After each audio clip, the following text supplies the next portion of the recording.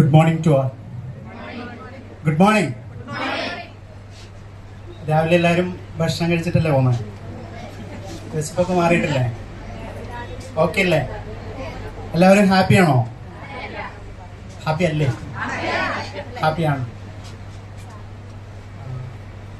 ഇന്നത്തെ പേരാവൂരിന്റെ മണ്ണിൽ നടക്കുന്ന ഈ ഒരു പ്രോഗ്രാമിൽ നിങ്ങൾക്കൊക്കെ ഇന്ന് വളരെ വിലയേറിയ സമയം. എല്ലാവരുടെയും ജീവിതത്തിൽ ഓരോ ദിവസവും വളരെ വിലയേറിയ ആ വിലയേറിയ സമയം നിങ്ങൾ ഇവിടെ ചെലവഴിക്കുന്നത് നിങ്ങളുടെ ജീവിതത്തിലെ അതിനേക്കാൾ വലിയ എന്തോ സുപ്രധാനമായ കാര്യങ്ങൾ നേടിയെടുക്കുന്നതിന് വേണ്ടി കൂടിയാണ്. ആണോ അല്ലയോ? ആ. അപ്പൊ അതുകൊണ്ട് ആ വിലയേറിയ സമയത്തിൽ ഇന്നത്തെ ഈ പ്രോഗ്രാമിന് എത്തിച്ചേർന്ന് ബഹുമാന്യരായ നിങ്ങൾ ഓരോരുത്തരെയും വളരെ സ്നേഹത്തോടു കൂടി ഈ പ്രോഗ്രാമിലേക്ക് ഞാനും സ്വാഗതം ചെയ്യാം. സ്വാഗതം ചെയ്യാണെന്ന് പറയുമ്പോൾ കൈയടിച്ചൂടെ? നമ്മൾ സ്വതവേ മലയാളികളെ കുറിച്ച് പറയുക പിശുക്കന്മാരാണെന്നാണ് അല്ലേ? പിശുക്ക് കാണിക്കുന്നത്, കൈയടിക്കുന്നതിലും പിശുക്ക് കാണിക്കണോ? വേണോ? ഈ കൈയടിക്കുന്നതിന്റെ കാര്യം ഒരുപാട് പ്രോഗ്രാമുകളിലൊക്കെ പലപ്പോഴും ഓരോരുത്തരും വന്ന് പറയാറുണ്ട്. ചില ആളുകൾക്ക് ബോധം പോകുന്ന സമയത്ത് ഈ ബോധക്കേട് വരില്ലേ അല്ലെ? ബോധം പോകുന്ന സമയത്തൊക്കെ ചില ആളുകൾ വന്നിട്ട് എന്താ ചെയ്യാം? കൈ അടിക്കുകയാണ് ചെയ്യുക. കൈ കൂട്ടി തിരുമും അല്ലെ? കൈയിന്റെ ഉള്ളിൽ തിരുമ്മി കൊടുക്കും, അല്ലെങ്കിൽ കാലിന്റെ ഉള്ളിൽ തിരുമ്മി കൊടുക്കും. എന്തിനാ അത് അങ്ങനെ ചെയ്യുന്നത്?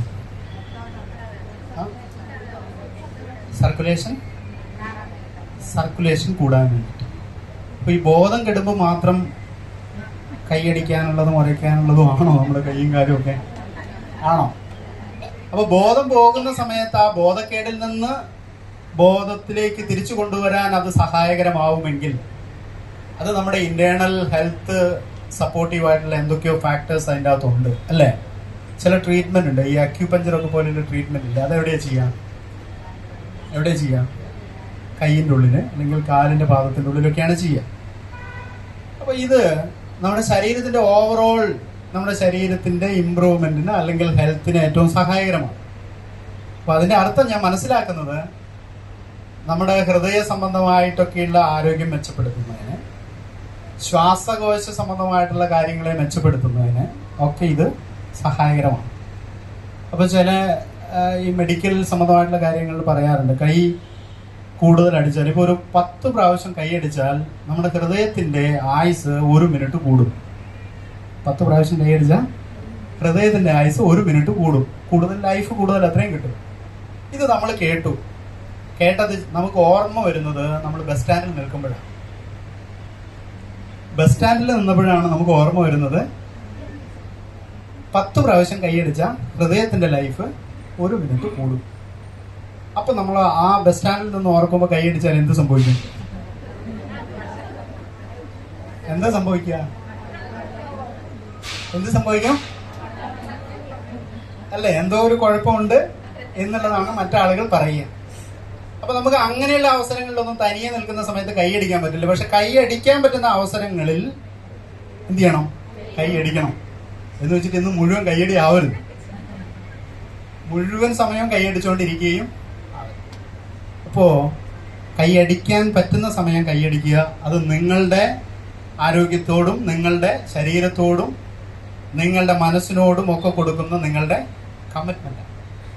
അപ്പൊ അതുകൊണ്ട് കിട്ടുന്ന അവസരത്തിൽ കൈയടിക്കണം. ഞാൻ കൈയടിക്കാൻ പറയില്ല. ഓക്കെ, കൈയടിക്കാൻ പറയില്ല. കാരണം കൈയടിക്കുന്നുണ്ടെങ്കിൽ ഇനിയിപ്പോ നിങ്ങൾ അവിടെ വന്നിട്ട് കൈ അടിച്ചു എന്ന് വിചാരിക്കും.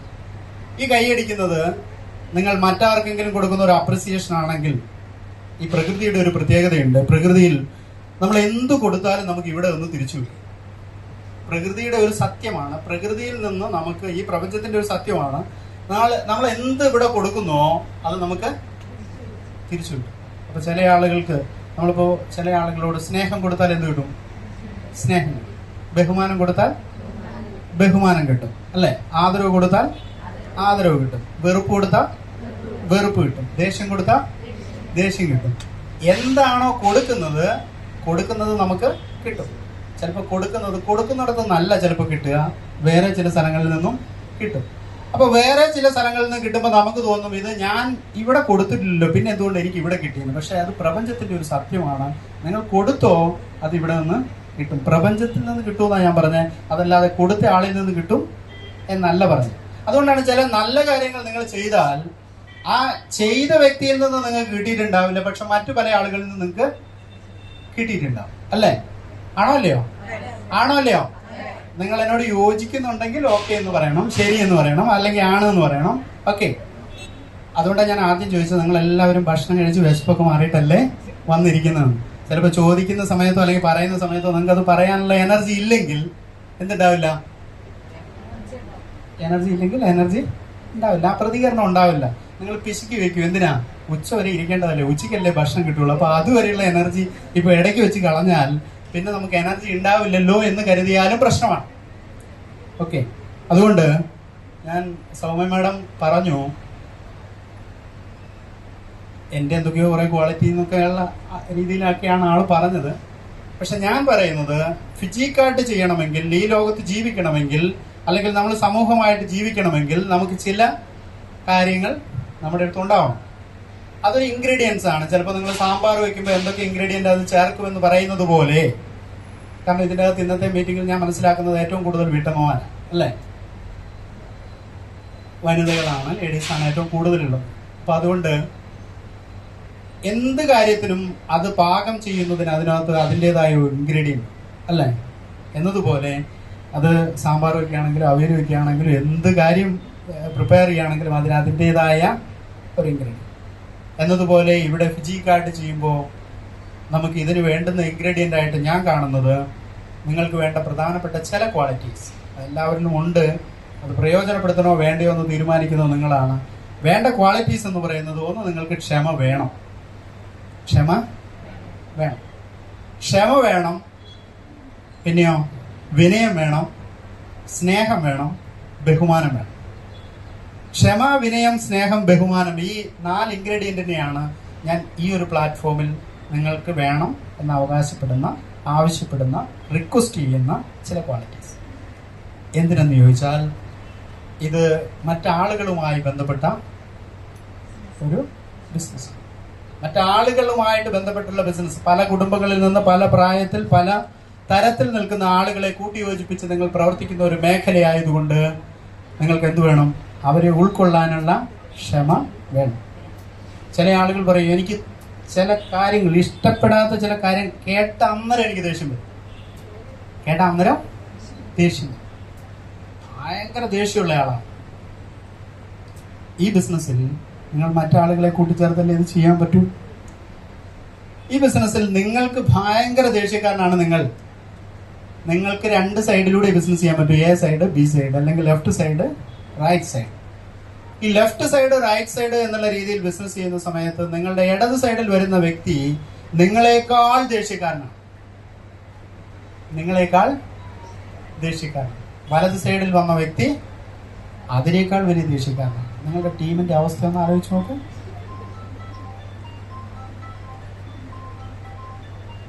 കാണുന്നുണ്ടോ? എന്നെയല്ല, ഭാവനയിൽ കാണുന്നുണ്ടോ? അത് കാണുന്നുണ്ടോ? ഭാവനയിൽ കാണണം. പ്രധാനമായിട്ട് ഞാൻ ഇപ്പോ പറയുന്ന കാര്യം, നമ്മുടെ ബ്രെയിനിന് ഒരു പ്രത്യേകതയുണ്ട്. നമ്മുടെ ബ്രെയിനിന്റെ പ്രത്യേകത എന്ന് പറയുന്നത്, നമുക്ക് ബ്രെയിനിന്റെ 2 പാർട്ടുണ്ട്. ഒന്ന് ഇടത് സൈഡിലെ പാർട്ടും ഉണ്ട്, വലത് സൈഡിലെ പാർട്ടും ഉണ്ട്.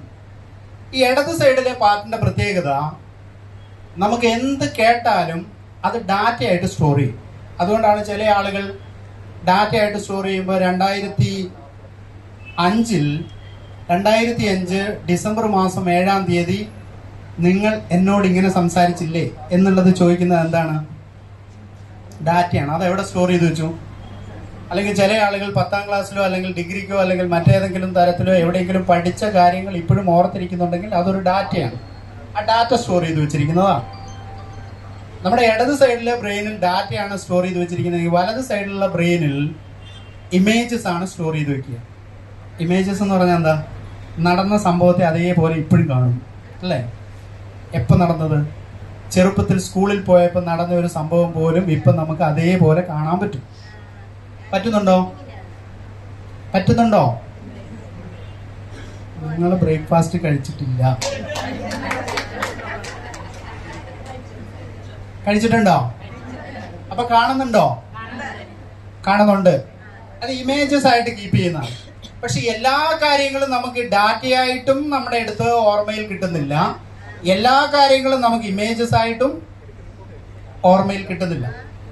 നമുക്ക് വേണ്ടത്, ചില സ്ഥലത്ത് നമുക്ക് വിജയിക്കാൻ ചില ഡാറ്റയാണ് നമുക്ക് ആവശ്യം. ആ ഡാറ്റ നമുക്ക് ഓർമ്മയില്ല. ചില സ്ഥലങ്ങളിൽ നമുക്ക് വിജയിക്കാൻ ഇമേജസ് ആണ് ആവശ്യം. അത് നമുക്ക് ഓർമ്മയില്ല. ഇതെന്തുകൊണ്ടാണ്?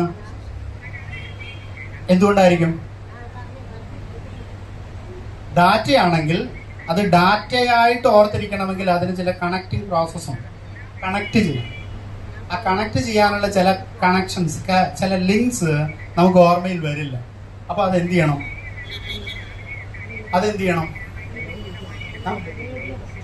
എഴുതി വെക്കണം. അപ്പൊ ഡാറ്റയാണ് ഇന്നത്തെ പ്രോഗ്രാമിന്റെ ഒരു പ്രത്യേകത. നിങ്ങൾ വലിയ ഹൈലി മോട്ടിവേറ്റഡ് പ്രോഗ്രാംസ് ഒക്കെ ഇതിനു മുമ്പ് കേട്ടിട്ടുണ്ടാവും. അത്തരത്തിലുള്ള വലിയ ഹൈലി മോട്ടിവേറ്റഡ് പ്രോഗ്രാം അല്ല ഒരിക്കലും ഒരു ബേസിക് AOP അല്ലെങ്കിൽ ഒരു ബേസിക് ട്രെയിനിങ് പ്രോഗ്രാം എന്ന് പറയുന്നത്. അപ്പൊ അതുകൊണ്ട് ചില ആളുകളെ ഞാൻ ഇവിടെ ഇരുന്നുകൊണ്ട് സഹായിക്കുക, അവരെ ചിലപ്പോൾ ഉറങ്ങാൻ സഹായിക്കും. ചില കാര്യങ്ങൾ നമ്മൾ കേട്ട് കഴിഞ്ഞാൽ ഉറക്കം വരില്ലേ? വരുമില്ലയോ? വരും. ഉറക്കം വരും. അപ്പൊ ഉറക്കം വരുമ്പോ അതിനുള്ള മരുന്ന് നിങ്ങൾ ഒന്ന് കൈ ഉയർത്തിയാൽ മതി. അതിനുള്ള മരുന്ന് ഞാൻ കൊണ്ടുവന്നിട്ടുണ്ട്. ഉറക്കം വരുന്നുണ്ടെങ്കിൽ അന്നേരം ഒന്ന് കൈ ഉയർത്തിയാൽ അതിനുള്ള മരുന്ന് ഞാൻ കൊണ്ടുവന്നിട്ടുണ്ട്. അതിനുള്ള മരുന്നും തരാം. അപ്പോ ഇപ്പൊ ഉറക്കം പോയിട്ടുണ്ടല്ലേ? കാരണം മരുന്ന് കഴിക്കേണ്ടി വരുമോ എന്ന് ഓർക്കുമ്പോൾ ഉറക്കം പോയിട്ടുണ്ടാവും. അപ്പൊ അതുകൊണ്ട് ഉറക്കം വരാതിരിക്കാൻ വേണ്ടിയിട്ട് ശ്രദ്ധിക്കുക. ഇനി അടുത്തിരിക്കുന്ന ആൾ ഉറങ്ങുന്നുണ്ടെങ്കിൽ അയാളെ കൈ ഉയർത്താൻ സഹായിക്കുക. അപ്പോഴും എന്താവും? ഉറക്കം പോകും. അപ്പൊ ഈ രീതിയിൽ കുറച്ച് സമയം നമുക്ക് ഒന്നിച്ച് മുന്നോട്ട് പോവാം. നമ്മുടെ ഇടത് സൈഡിലെ ബ്രെയിനിന്റെ പ്രത്യേകത എന്താ? ഡാറ്റ സ്റ്റോർ ചെയ്യും. വലത് സൈഡിലെ ബ്രെയിനിന്റെ പ്രത്യേകത എന്താവും? ഇമേജസ് ആയി. അപ്പൊ ഇമേജസ് എല്ലാം നമുക്ക് എന്ത് ചെയ്യാൻ പറ്റില്ല? കേൾക്കുന്ന കാര്യങ്ങൾ. ഇപ്പൊ എന്നെ നിങ്ങൾക്ക് ഇമേജ് ചെയ്യാൻ പറ്റുന്നുണ്ടോ? അല്ലേ? എത്ര സമയം? ചിലപ്പോ ഇന്നത്തെ സെഷൻ കഴിയുന്നത് വരെ, അല്ലെങ്കിൽ വെൽനസ് പ്രോഡക്റ്റ് ഓർക്കുമ്പോൾ എന്നെ ഓർക്കുമ്പോൾ. ഓക്കെ. അപ്പോ കുറച്ച് സമയം നിങ്ങൾക്ക് എന്നെ നിങ്ങളുടെ ഇമേജസ് ആയിട്ട് കീപ്പ് ചെയ്യാൻ പറ്റും. ചിലപ്പോൾ ചില ആളുകൾക്ക് കുറച്ച് നാളുകൾ അല്ലെങ്കിൽ കുറച്ച് സമയം കഴിയുമ്പോൾ അല്ലെങ്കിൽ പിന്നെ എപ്പോഴെങ്കിലും ഒക്കെ ഇമേജസ് ആയിട്ട് നിങ്ങളുടെ മനസ്സിൽ വരും. ചില ആളുകൾക്ക് ഡാറ്റയായിട്ടായിരിക്കും വരും. അതുകൊണ്ട് ഡാറ്റയായിട്ട് പറയുന്ന കാര്യങ്ങൾ എന്ത് ചെയ്യണം? ഒന്ന് നോട്ട് ചെയ്ത് വെക്കണം. A short pencil is better than A long memory എന്ന് പറയുന്നത് അതുകൊണ്ടാണ്. ഒരു ചെറിയ പെൻസിലിന് വലിയ ഓർമ്മയേക്കാൾ ശക്തിയുണ്ട്. എന്തുകൊണ്ടാണ്? ഞാൻ പറയുന്ന അതേപടി കഥ പോലെ എഴുതി പോകാനല്ല, മറിച്ച് ചില പോയിന്റുകൾ നോട്ട് ചെയ്ത് വെച്ചാൽ ആ നോട്ട് ചെയ്യുന്ന ആ ഒരു പോയിന്റിന് നിങ്ങളുടെ ഓർമ്മയെ ബലപ്പെടുത്താൻ പറ്റും, നിങ്ങളുടെ ഓർമ്മയെ ശക്തിപ്പെടുത്താൻ പറ്റും. ചില പോയിന്റുകൾ നോട്ട് ചെയ്ത് വെച്ചാൽ ആണോ അല്ലയോ? ആണ്. നിങ്ങളെല്ലാവരും തന്നെ കഴിഞ്ഞ കുറേ വർഷങ്ങൾക്ക് മുമ്പ് ഒരുപാട് സമയം ക്ലാസ് മുറികളിൽ ഇരുന്ന ആൾക്കാരാണ് അല്ലേ? എത്രയോ വർഷങ്ങൾ ക്ലാസ് മുറികളിലൂടെ ഇരുന്നു. ആ ക്ലാസ് മുറികളിലൂടെ ഇരുന്ന് പഠിച്ചിട്ടുള്ള ആളുകളെ ഇന്നും പിടിച്ചുകൊണ്ട് വന്നിട്ട് ഒരു ക്ലാസ്സിൽ കൊണ്ടുവന്ന് ഇരുത്തിയിട്ട് നിങ്ങളിത് പഠിക്കണം എന്ന് പറയുമ്പോൾ കുറച്ച് ബുദ്ധിമുട്ടുണ്ട്. കാരണം 10 വർഷം സ്കൂളിലും അതിനുശേഷം പിന്നെ കോളേജിൽ പോയിട്ടുള്ള ആളുകൾ കോളേജിലും അതിനുശേഷം എന്തെങ്കിലും ടെക്നിക്കൽ ക്വാളിഫിക്കേഷന്റെ ഭാഗമായിട്ട് ക്ലാസ് മുറികളിൽ പോയിട്ടുള്ള ആളുകളാണെങ്കിൽ അങ്ങനെ എങ്ങനെയാണെങ്കിലും കുറെ കാലം ക്ലാസ് മുറികളിൽ ഇരുന്ന് പഠിച്ച ആളുകൾ എന്തിനാണ് ക്ലാസ് മുറിയിൽ ഇരുന്ന് പഠിച്ചത്? ഞാൻ പറയുന്നത് ഇഷ്ടപ്പെടുന്നില്ലേ? ഇഷ്ടപ്പെടായിണ്ടാ? ചില ആളുകളൊക്കെ ഭയങ്കരമായിട്ട് ബലം പിടിച്ചിരിക്കുന്നു. എന്തിനാ? പിന്നെ ഇതൊക്കെ കുറെ കണ്ടിട്ടുണ്ട്. ഇങ്ങനെയൊക്കെ പറയുന്നതൊക്കെ ഒരുപാട് കേട്ടിട്ടും ഉണ്ട് എന്നുള്ളത് കൊണ്ടാണെന്ന് എനിക്ക് തോന്നുന്നു ആ ഒരു തരത്തിൽ ബലം പിടിച്ചിരിക്കണ്ട. കാരണം എന്താ? ബലം പിടിച്ചിരുന്ന ബി പി കൂടും. ബി പി കൂടിയ അതും നമ്മുടെ ആയുസിനെ കുറയ്ക്കും. നമുക്ക് ദീർഘകാലം ജീവിക്കണമെന്ന ആഗ്രഹം ഇല്ലേ? ആഗ്രഹമുണ്ടോ? ഇല്ലാത്തവരാരെങ്കിലും ഉണ്ടോ? ഇല്ല. അതുകൊണ്ട് ബലം പിടിച്ചിരിക്കണ്ട. പിന്നെ നിങ്ങൾ എന്നെ എന്തെങ്കിലുമൊക്കെ ചോദ്യങ്ങളൊക്കെ ഞാനിങ്ങനെ ചോദിക്കുമ്പോൾ നിങ്ങൾ എന്നെ പണ്ട് സ്കൂളിൽ പഠിച്ചപ്പോൾ കണക്ക് മാഷിനെ പോലെ എന്നെ കാണരുത്. അല്ലേ? കണക്ക് മാഷിനെ കാണുമ്പോൾ നമുക്കൊരു പേടിയുണ്ട്. കാരണം ഈ കണക്കിന്റെ പ്രത്യേകത, കണക്കിന് ഉത്തരം ഒന്നുകിൽ ശരി അല്ലെങ്കിൽ തെറ്റ്. ബാക്കിയുള്ള സോഷ്യൽ സയൻസ് അങ്ങനെയുള്ള മറ്റതില്ലേ, ഇപ്പോൾ എന്താണ് ആർട്സ് ഗ്രൂപ്പുകളുടെയൊക്കെ ആ ഒരു ആർട്സ് സബ്ജക്റ്റുകളുടെ ഒക്കെ പ്രത്യേകത എന്ന് പറയുന്നത് കുറെ കഥ എഴുതി വെച്ചാൽ നമുക്ക് മാർക്ക് കിട്ടും. പക്ഷെ മാത്സിന് എന്തേ ഉള്ളൂ, ഒന്നുകിൽ കറക്റ്റ് അല്ലെങ്കിൽ തെറ്റ്, ഈ രണ്ടു വശമുള്ളൂ. അപ്പോൾ അതുകൊണ്ട് കണക്ക് മാഷിനെ നമുക്ക് പണ്ട് പേടിയാണ്. കണക്ക് മാഷിന്റെ എന്തുകൊണ്ട് കണക്ക് മാഷിനെ പോലെ കാണരുതെന്ന് പറഞ്ഞതിന്റെ കാരണം അത്രയേ ഉള്ളൂ. പണ്ട് നമ്മൾ ഒരുപാട് കഷ്ടപ്പെട്ട് കുറെ സൂത്രവാക്യങ്ങളൊക്കെ പഠിച്ചിട്ടുണ്ടോ ഇല്ലയോ? പഠിച്ചിട്ടുണ്ട്. a+b² = a² + 2ab + b². പഠിച്ചിട്ടുണ്ടോ ഇല്ലയോ? കഷ്ടപ്പെട്ട് പഠിച്ചതാണ് അല്ലേ? ഒരുപാട് കഷ്ടപ്പെട്ട് പഠിച്ചതാണ്. ചില ആളുകൾക്ക് ഈസിയാണ്. മാത്സ് ഒക്കെ ചിലപ്പോൾ സിമ്പിൾ എന്നുള്ള രീതിയിൽ വിചാരിക്കുന്ന ആളുകൾക്ക് ഈസിയാണ്. ഞാനൊരു ചോദ്യം ചോദിക്കുന്നത് ഇത്രയേ ഉള്ളൂ. a+b² = a² + 2ab + b² എന്ന് പറയുന്ന സൂത്രവാക്യം നമ്മൾ കഷ്ടപ്പെട്ട് പഠിച്ചതാണ്. ആ സൂത്രവാക്യം ഉപയോഗിച്ച് നിങ്ങളുടെ ജീവിതത്തിലെ കണക്ക് എപ്പോഴെങ്കിലും കൂട്ടിയിട്ടുണ്ടോ?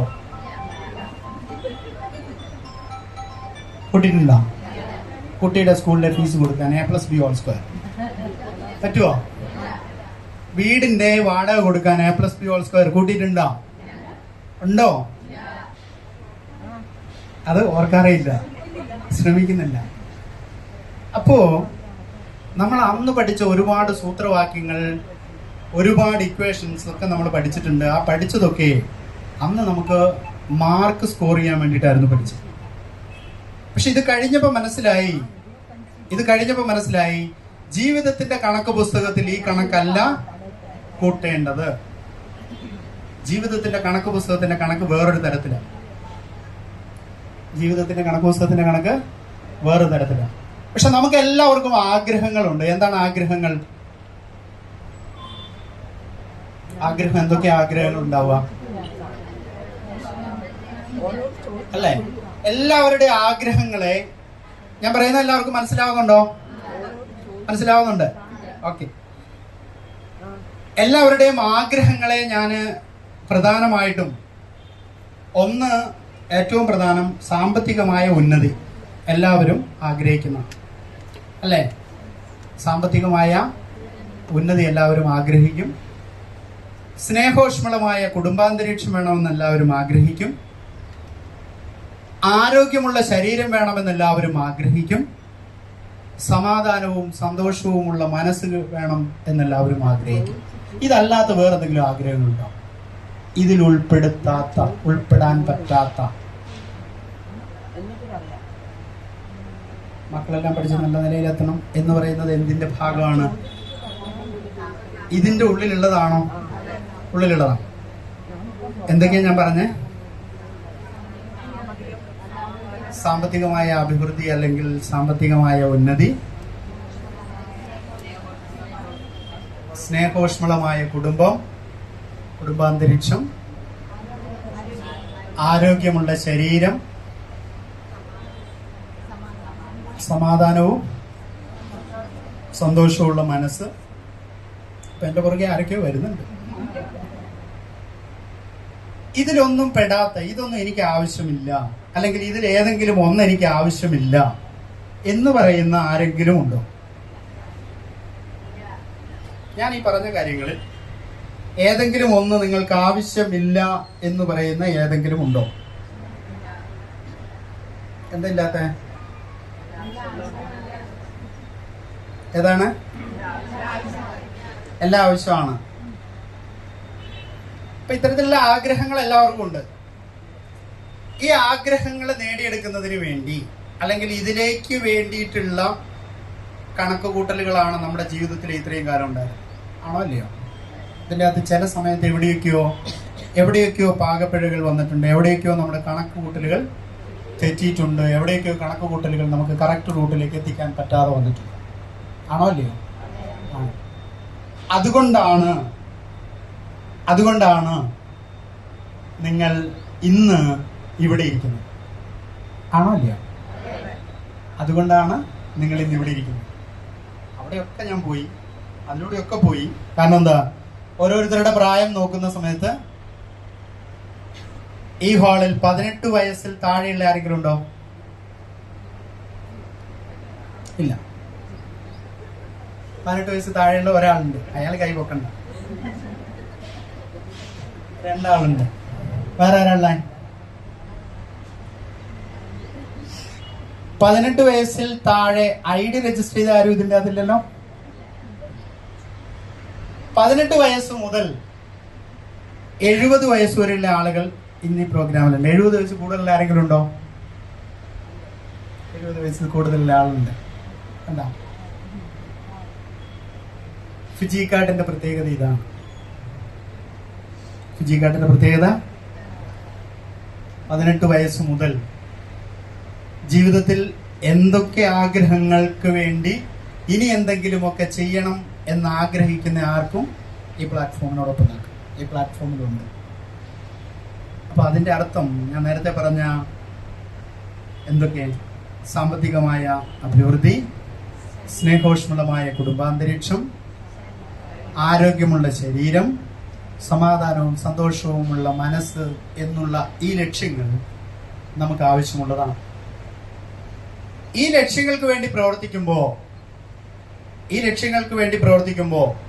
ഇന്ന് ഈ ഒരു സമയം മുതൽ ഞാൻ ഇവിടുന്ന് ഈ ഒരു ഹാളിൽ നിന്ന് പോകുന്നത് വരെയുള്ള സമയത്തിൻ്റെ ഉള്ളിൽ ഞാൻ പറയുന്ന എല്ലാ കാര്യങ്ങളും നിങ്ങൾക്ക് എല്ലാവർക്കും ഒരേപോലെ പ്രയോജനപ്പെടുന്നതാണ് എന്ന് ഞാൻ അവകാശപ്പെടില്ല. നിങ്ങൾക്ക് ആവശ്യമുള്ളത്, ചില വ്യക്തികൾക്ക് ഞാൻ ഏതെങ്കിലും ഒരു 2 മിനിറ്റിൽ പറയുന്ന കാര്യങ്ങളായിരിക്കും ഇന്നത്തെ പ്രോഗ്രാം കൊണ്ട് നിങ്ങൾക്ക് കിട്ടിയ നേട്ടം എന്ന് പറയാൻ പറ്റും. ചില ആളുകൾക്ക് മറ്റേതെങ്കിലും ഒരു 5 മിനിറ്റിൽ പറയുന്ന കാര്യങ്ങളായിരിക്കും നിങ്ങൾക്ക് നേട്ടം എന്ന് പറയാൻ പറ്റുന്ന കാര്യമായിട്ടുണ്ടാവും. പക്ഷേ നിങ്ങൾക്ക് എല്ലാവർക്കും എന്തെങ്കിലും കിട്ടണമെങ്കിൽ ഞാൻ രാവിലെ തൊട്ട് ഉച്ചവരെ എന്തെങ്കിലുമൊക്കെ പറയണം എന്നുള്ളത് എൻ്റെ ലൈഫിൻ്റെ, എൻ്റെ ഈ ഒരു ഇൻഡസ്ട്രിയിൽ കഴിഞ്ഞ ഒരു 25 വർഷം കൊണ്ട് ഞാൻ അറിഞ്ഞത്, അനുഭവിച്ചത്, നിങ്ങളുമായിട്ട് ഇന്ററാക്ട് ചെയ്യുന്നു എന്ന് മാത്രമേ ഉള്ളൂ, നിങ്ങളുമായിട്ട് ഷെയർ ചെയ്യുന്നു എന്ന് മാത്രമേ ഉള്ളൂ. അതിൻ്റെ അകത്ത് എന്ത് തന്നെയാണെങ്കിലും നിങ്ങളുടെ നേട്ടത്തിന് ഉതകുന്ന കാര്യങ്ങൾ എന്ന് പറയുന്നത് നിങ്ങളെടുക്കുന്ന തീരുമാനങ്ങളും നിങ്ങളുടെ നടപ്പാക്കലുമാണ് നിങ്ങളുടെ നേട്ടത്തിന് ഉതകുന്ന കാര്യങ്ങൾ. ആണോ അല്ലയോ? ഞാൻ എന്തൊക്കെ പറഞ്ഞാലും ഇപ്പൊ ജീവിതത്തിൽ നമ്മളെ എന്തോരം ആളുകൾ എത്രത്തോളം മോട്ടിവേറ്റ് ചെയ്തിട്ടുണ്ട്, എന്തൊക്കെ കാര്യങ്ങൾ എവിടെ നിന്നൊക്കെ നമുക്ക് പറഞ്ഞു തന്നിട്ടുണ്ട്. പക്ഷെ ആ പറഞ്ഞു തന്ന കാര്യങ്ങൾ, മോട്ടിവേറ്റ് ചെയ്ത കാര്യങ്ങൾ എല്ലാം നമുക്ക് ജീവിതത്തിലുടനീളം നമ്മളത് ഉപയോഗിച്ചിട്ടുണ്ടോ? ഉപയോഗിച്ചിട്ടില്ല. അപ്പോൾ ഉപയോഗിക്കാത്തത് എന്തുകൊണ്ടെന്ന് ചോദിച്ചാൽ പല സമയങ്ങളിലും ആവശ്യം വരുമ്പോൾ നമുക്കിത് ഓർമ്മയുണ്ടാകും. ആവശ്യം കഴിഞ്ഞ് കഴിയുമ്പോഴായിരിക്കും കുറച്ച് കഴിയുമ്പോൾ അയ്യോ അവിടെ അങ്ങനെ പറയാമായിരുന്നു അല്ലേ? ഓർക്കാറുണ്ടോ? ആർക്കെങ്കിലും ഉറക്കം വരുന്നുണ്ടോ? ഉറക്കം വന്നില്ലെങ്കിൽ കുറച്ച് കഴിയുമ്പോൾ വരുമ്പോൾ എന്ത് ചെയ്യണം? കൈ ഉയർത്തണം. കൊണ്ടുവന്നിട്ടുണ്ട്. എന്ത് മരുന്ന് കൊണ്ടുവന്നിട്ടുണ്ട്. അപ്പൊ അതുകൊണ്ട് ഉറങ്ങുന്ന ആളുകൾ അടുത്തുണ്ടോന്നും ഇടയ്ക്ക് ശ്രദ്ധിച്ചോ കേട്ടോ.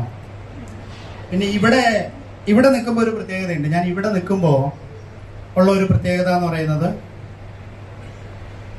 സാധാരണ ഉച്ച കഴിയുമ്പോഴാണ് അത് നമുക്ക് കൃത്യമായിട്ട് അനുഭവം വരിക. ഉച്ച കഴിയുമ്പോൾ എന്തായിരിക്കും പ്രത്യേകത? ഉച്ചയ്ക്ക് നല്ല ഫുഡ് കഴിച്ചിട്ട് വന്നിരുന്ന് കഴിഞ്ഞിട്ടുണ്ടെങ്കിൽ ഉറക്കം വരുമ്പോൾ നിങ്ങൾക്ക് ഉറങ്ങണം എന്നുള്ളത് നിങ്ങളുടെ ശരീരത്തിന്റെ ആവശ്യവും ഉറങ്ങാതിരിക്കുക എന്നുള്ളത് നിങ്ങളുടെ മനസ്സിന്റെ ആവശ്യവുമായിട്ട് മാറുമ്പോൾ നിങ്ങളുടെ മുഖത്ത് വരുന്ന ഭാവവ്യത്യാസങ്ങൾ എനിക്ക് ഇവിടെ ഒന്നുകൊണ്ട് കറക്റ്റ് അറിയാൻ പറ്റും. ഇവിടെ നിൽക്കുമ്പോൾ എന്താ പ്രത്യേകത? എല്ലാവരുടെയും മുഖത്തുകൂടി ഞാനിങ്ങനെ നോക്കുമ്പോൾ ഉറക്കം വരുന്നുണ്ടെങ്കിൽ ഈ കഥകളിയുടെ വിവിധ ഭാവങ്ങൾ നിങ്ങളുടെ മുഖത്ത് ഇങ്ങനെ വരും. ഒരു കണ്ണടയുമ്പോൾ മറ്റേ കണ്ണ് തുറക്കാൻ ശ്രമിക്കുക അല്ലേ? കണ്ണുകൾ ഇങ്ങനെ അല്ലെ, ഉറക്കം വരുമ്പോൾ അങ്ങനെ ഒരു കഷ്ടപ്പാട് വരില്ലേ? അപ്പൊ അത് വരും. അപ്പൊ അങ്ങനെയുള്ള ബുദ്ധിമുട്ടുകളൊക്കെ വരുന്നുണ്ടെങ്കിൽ എന്ത് ചെയ്യണം? അതൊക്കെ കൈ ഉയർത്തിയിട്ടുണ്ടെങ്കിൽ മരുന്ന്. അപ്പൊ ഇവിടെ അതുകൊണ്ട് തന്നെയാണ് ഉറക്കം വരാതിരിക്കാനുള്ള ഒരു കാര്യം. നിങ്ങളെല്ലാവരും നോട്ട് കൊണ്ടുവന്നിട്ടുണ്ടോ? എല്ലാവരുടെ അടുത്തും ഉണ്ടോ? ഉണ്ടോ? ഇല്ലാത്തവരൊന്ന് കൈവക്കാം.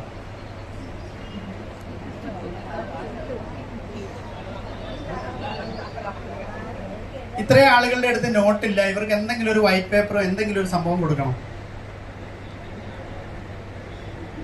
ഇനി ഇവർ അവകാശപ്പെടുന്നത് ഇവരുടെ ഓർമ്മശക്തി ഭയങ്കരമാണെന്ന് പറഞ്ഞാൽ ഉച്ചയ്ക്ക് നമുക്ക് ഓർമ്മയുടെ ടെസ്റ്റ് നമ്മൾ നടത്തും.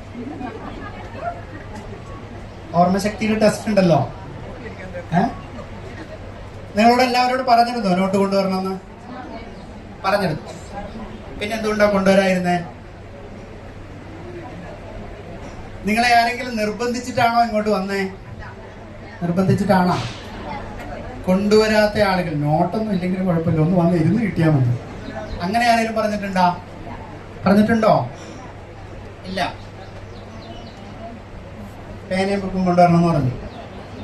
എഴുതാൻ പറ്റാത്ത ആരെങ്കിലും ഉണ്ടോ? എഴുതാൻ അറിയില്ല. എഴുതാൻ അറിയില്ല. അതിനും ടെസ്റ്റ് ഉണ്ട്. പക്ഷെ ഇപ്പൊ നമുക്ക് ആ ടെസ്റ്റിന് പോയിട്ടുണ്ടെങ്കിൽ ഒരാൾക്ക് വേണ്ടിയുള്ള ടെസ്റ്റ് ആയിട്ട് മാറും അല്ലേ? അതുകൊണ്ട് പക്ഷേ ഒറ്റ കാര്യമേ ഉള്ളൂ,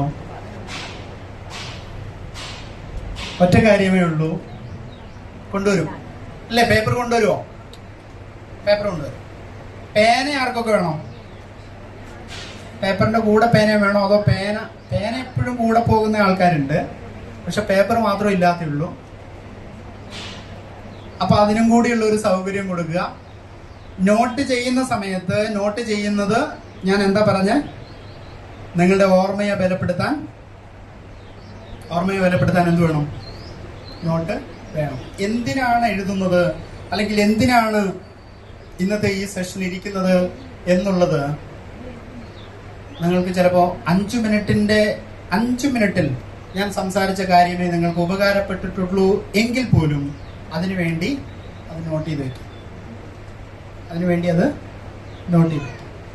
അപ്പോ പറഞ്ഞു വന്നത് എന്താണെങ്കിലും നിങ്ങൾ ഇവിടെ എത്തിച്ചേർന്നിട്ടുള്ളത് നിങ്ങൾക്ക് എന്തോ ഒരു മാറ്റം നിങ്ങൾ ആഗ്രഹിക്കുന്നു, അല്ലെങ്കിൽ മാറ്റം വേണം എന്നുള്ളത് കൊണ്ട് തന്നെയാണ്. മാറ്റം വേണോ? മാറ്റം വേണം. ഉറപ്പിച്ചു. എന്തു മാറ്റം? മാറ്റം വേണമെന്ന് പറഞ്ഞത് എന്തു മാറ്റമാണ്? എന്തു മാറ്റാ പറഞ്ഞേ? സാമ്പത്തികമായ മാറ്റം മാത്രം മതിയോ? സാമ്പത്തികമായ മാറ്റം മാത്രം മതിയോ? ഞാൻ നേരത്തെ പറഞ്ഞ ആഗ്രഹങ്ങളിൽ ഏതെങ്കിലുമൊക്കെ ഇല്ലാത്ത ആളുകൾ ഏതൊക്കെയാ? ഒന്ന് കൈപൊക്കാവോ? ഞാൻ നേരത്തെ പറഞ്ഞ 4 കാര്യങ്ങളുണ്ട് നമ്മളെല്ലാവരും ആഗ്രഹിക്കുന്നത്. ആ ആഗ്രഹങ്ങളിൽ ഏതെങ്കിലും ഒന്നില്ലാത്ത ആളുകൾ, ഒന്നെങ്കിലും ഇല്ലാത്ത ആളുകൾ ഒന്ന് കൈപൊക്കാം.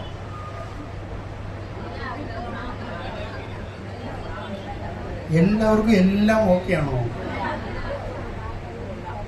സാമ്പത്തികം കുറച്ച് കുറവേ ഉള്ളൂ, ബാക്കിയൊക്കെ ഉണ്ടെന്ന്. അപ്പോഴും ഉണ്ട് അല്ലേ? അപ്പോഴും ഉണ്ട്. ഞാൻ പറഞ്ഞ കാര്യങ്ങൾ മനസ്സിലായിരുന്നോ? 1, സാമ്പത്തികമായ ഉന്നതി നിങ്ങൾ ആഗ്രഹിക്കുന്നു. അതുണ്ടോ? ഇല്ലെങ്കിൽ കൈപൊക്കണം. ആണെല്ലാവർക്കും വേണ്ട. എന്നിട്ടാണോ നിങ്ങൾ കൈപൊക്കായിരുന്നത്? സാമ്പത്തികമായ ഉന്നതി. പിന്നെ രണ്ടാമത്തേതോ? സ്നേഹോഷ്മളമായ കുടുംബാന്തരീക്ഷം. മൂന്നാമത്തേതോ? ആരോഗ്യമുള്ള ശരീരം. നാലാമത്തേത് സമാധാനവും സന്തോഷവുമുള്ള മനസ്സ്.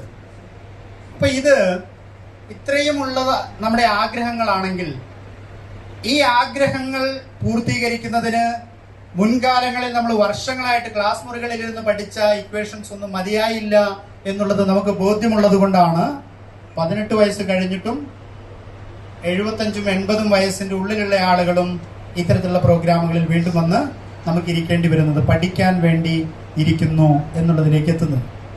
അപ്പോൾ അങ്ങനെ വരുമ്പോൾ ഞാൻ മനസ്സിലാക്കിയ ഒരു കാര്യം അപ്പൊ ജീവിതത്തിൽ വിജയിക്കണമെങ്കിൽ, നമുക്ക് എന്തെങ്കിലുമൊക്കെ നേട്ടങ്ങൾ ഉണ്ടാക്കണമെങ്കിൽ, ആ നേട്ടങ്ങൾ ഉണ്ടാക്കാനുള്ള ഇക്വേഷൻസ് നമ്മൾ മറ്റെവിടെ ഒന്നും പഠിച്ചിട്ടില്ല. പഠിക്കാത്തത് കൊണ്ടാണ്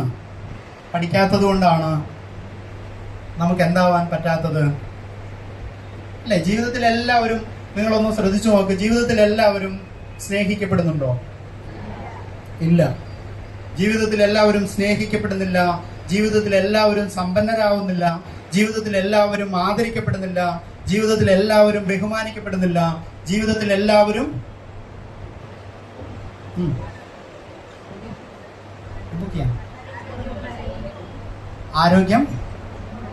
ആരോഗ്യക്കുറവുണ്ട് അല്ലേ?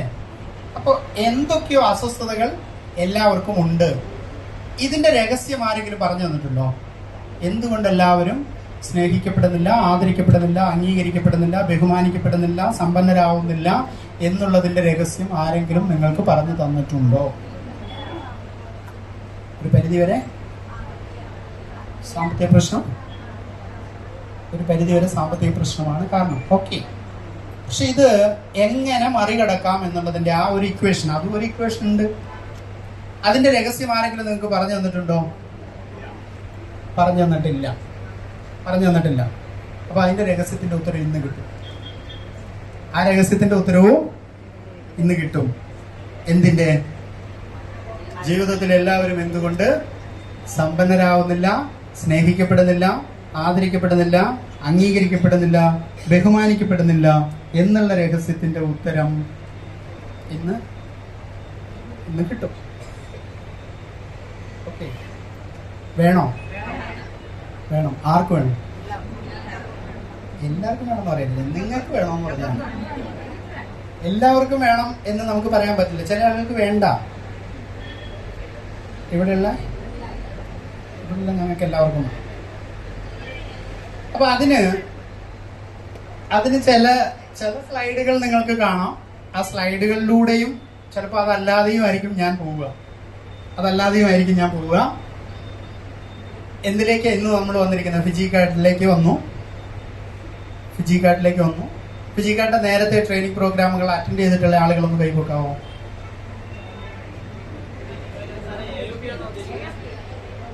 AOP അറ്റൻഡ് ചെയ്ത് എത്ര പേരുണ്ട്? AOP എന്ന് പറഞ്ഞാൽ എന്താ? അഫിലിയേറ്റ് ഓറിയന്റേഷൻ പ്രോഗ്രാം അറ്റൻഡ് ചെയ്തിട്ടുള്ള ആളുകൾ ഇത്രയും. മറ്റെന്തെങ്കിലും ട്രെയിനിങ് പ്രോഗ്രാമുകൾ അറ്റൻഡ് ചെയ്തിട്ടുള്ള ആളുകൾ? BOP. ഓക്കെ, BOP ട്രെയിനിങ് അല്ല, അതല്ലാതെയുള്ള മറ്റ് ബിസിനസ് ഡെവലപ്മെന്റ് ട്രെയിനിങ്ങോ മറ്റെന്തെങ്കിലും അറ്റൻഡ് ചെയ്തിട്ടുണ്ടോ? ഇല്ല, അറ്റൻഡ് ചെയ്തിട്ടുണ്ട്. അപ്പൊ ഇവിടെ നമുക്ക് വേണ്ടത്, നിലവിൽ നിങ്ങൾ എന്ത് സ്ഥാനത്താണോ നിൽക്കുന്നത്, അല്ലെങ്കിൽ എവിടെയാണോ നിൽക്കുന്നത്, അവിടെ നിന്നുള്ള ഒരു ചേഞ്ചാണ് നമുക്ക് ആവശ്യം. ആ ചേഞ്ച് ഉണ്ടാവണമെങ്കിൽ ഇപ്പൊ നമ്മൾ പറയും ചുറ്റുമെല്ലാം മാറണം, ചുറ്റുപാടെല്ലാം മാറണം എന്ന് നമ്മൾ പറയും അല്ലേ? ചുറ്റുപാടെല്ലാം മാറണം. ചില ആളുകളുടെ രീതികളും അതിനനുസരിച്ചാണ്. ചുറ്റുപാടെല്ലാം മാറണം. ചില മക്കൾ പറയാറില്ലേ, കുറെ കഴിഞ്ഞപ്പോൾ അച്ഛനും അമ്മയും അവരുടെ സ്വഭാവം മാറണം, അല്ലെങ്കിൽ അവരുടെ സ്വഭാവം ശരിയല്ല. പറഞ്ഞു കേട്ടിട്ടുണ്ടോ? എങ്ങനെ? പക്ഷെ എൻ്റെ സ്വഭാവം മാറില്ല, അച്ഛൻ്റെ അമ്മയും സ്വഭാവം മാറും. അങ്ങനെ നടക്കുമോ? അങ്ങനെ നടക്കില്ല. മാറ്റം നമുക്ക് ആവശ്യമുണ്ടോ? എന്ത് ചെയ്യണം? ആദ്യം നമ്മൾ മാറണം. ചുറ്റുപാടെല്ലാം മാറണം എന്ന് പറയുന്നു, പക്ഷെ നമുക്ക് മാത്രം മാറാൻ സൗകര്യമില്ലെങ്കിൽ, താല്പര്യമില്ലെങ്കിൽ എല്ലാം മാറുമോ? മാറില്ല. അപ്പോൾ മാറ്റം നമുക്ക് ആവശ്യമുണ്ടെങ്കിൽ ആദ്യം മാറേണ്ടത് നമ്മളാണ് എന്നുള്ള തിരിച്ചറിവ് നമുക്ക് വേണം. If you want to change, first you change. ഇതൊക്കെ നിങ്ങൾ ഒരുപാട് കേട്ടിട്ടുള്ളതായിരിക്കും. ഞാനിവിടെ ഇന്ന് സംസാരിക്കുന്ന പല കാര്യങ്ങളും നിങ്ങൾ ഇതിനു മുമ്പ് പല ഇടങ്ങളിൽ നിന്ന് പല തവണ, പല പ്രാവശ്യം, പല സ്ഥലങ്ങളിൽ നിന്ന് പലരിലൂടെ കേട്ടിട്ടുള്ള കാര്യങ്ങൾ തന്നെയായിരിക്കും പറയുക. പക്ഷെ അതിനെ ഈ ഒരു പ്ലാറ്റ്ഫോമുമായിട്ട് കണക്ട് ചെയ്തിട്ട് എങ്ങനെ ചെയ്യാം എന്നുള്ളത് മാത്രമാണ് ഞാനിവിടെ സംസാരിക്കുന്നത്. മാറ്റം നമുക്ക് ആവശ്യമുണ്ട്, നമ്മൾ മാറിയേ പറ്റൂ. അപ്പോൾ if you want to change, first you change. മാറ്റം നമുക്ക് ആവശ്യമുണ്ടെങ്കിൽ ആദ്യം നമ്മൾ മാറണം. അത് നോട്ട് ചെയ്ത് വെക്കണം. ദേഷ്യമുള്ള ആളാണ്, എൻ്റെ ദേഷ്യമായിട്ട് തന്നെ നിൽക്കും, പക്ഷെ ചുറ്റുപാട് മുഴുവൻ, എൻ്റെ കൂടെ നിൽക്കുന്നവർ മുഴുവൻ മാറണം. അവരുടെ സ്വഭാവം നന്നാക്കണം. നടക്കുമോ? അത് നടക്കില്ല. ചില കാര്യങ്ങളിൽ നമ്മളും അതിൻ്റെ രൂപത്തിലേക്ക് മാറണം. അതിനാണ് ഞാൻ ആദ്യമേ പറഞ്ഞത്, ക്ഷമ, വിനയം, സ്നേഹം, ബഹുമാനം, ഇത് നമുക്ക് സ്വായത്തമാക്കണം, വേണം, ഉണ്ടാവണം. നിങ്ങളിലുണ്ട്, അത് പ്രയോഗിക്കണം. നിങ്ങളിലുണ്ട്, അത് പ്രയോഗിക്കാൻ തയ്യാറാവണം. ഇനി അതല്ല, നിങ്ങൾക്ക് മാറാൻ സൗകര്യമില്ലെങ്കിൽ, മാറാൻ താല്പര്യമില്ലെങ്കിൽ, if you are not satisfied with your result, change your attitude എന്നുള്ളതുണ്ട്. നിങ്ങൾക്ക് ഇപ്പൊ കിട്ടുന്ന ഫലത്തിൽ നിങ്ങൾ സംതൃപ്തരല്ല എങ്കിൽ നിങ്ങളുടെ മനോഭാവം മാറ്റിയേ പറ്റൂ എന്നുണ്ട്. ഇപ്പൊ കിട്ടിക്കൊണ്ടിരിക്കുന്ന ഫലം ഉണ്ടല്ലോ, നിങ്ങൾക്ക് എന്തോ റിസൾട്ട് കിട്ടുന്നുണ്ട് അല്ലേ? നിങ്ങൾ പ്രതികരിച്ചതിന് നിങ്ങൾ വിചാരിച്ച മറുപടി അല്ല വന്നത്. നിങ്ങൾ സംസാരിച്ചതിന് നിങ്ങൾ ആഗ്രഹിച്ച രീതിയിലുള്ള പ്രതികരണമല്ല വന്നത് എങ്കിൽ നമ്മൾ അവതരിപ്പിച്ചതിൽ അല്ലെങ്കിൽ നമ്മൾ പറഞ്ഞതിൽ എന്തോ ഒരു പ്രശ്നവും ഉണ്ടാവാം. അപ്പൊ എന്ത് ചെയ്യണം? If you are not satisfied with your result, change your attitude. നമ്മുടെ മനോഭാവം ഒന്ന് മാറ്റിയിട്ട് നമ്മളത് മറ്റൊരു രീതിയിൽ കൂടി അവതരിപ്പിക്കാൻ നോക്കിയാൽ, അത് അവതരിപ്പിച്ചാൽ എന്ത് ചെയ്യും? ചിലപ്പോൾ നമ്മൾ പറഞ്ഞത് അവർക്ക് ചിലപ്പോൾ മനസ്സിലാവാത്തതുകൊണ്ടാവാം. അപ്പോൾ എന്ത് ചെയ്യണം? ആ രീതിയിൽ ഒന്ന് മാറാൻ നമ്മൾ എന്ത് ചെയ്യണം? നമ്മൾ തയ്യാറാവണം. തയ്യാറാണോ? മാറാൻ തയ്യാറാണോ? ആണോ?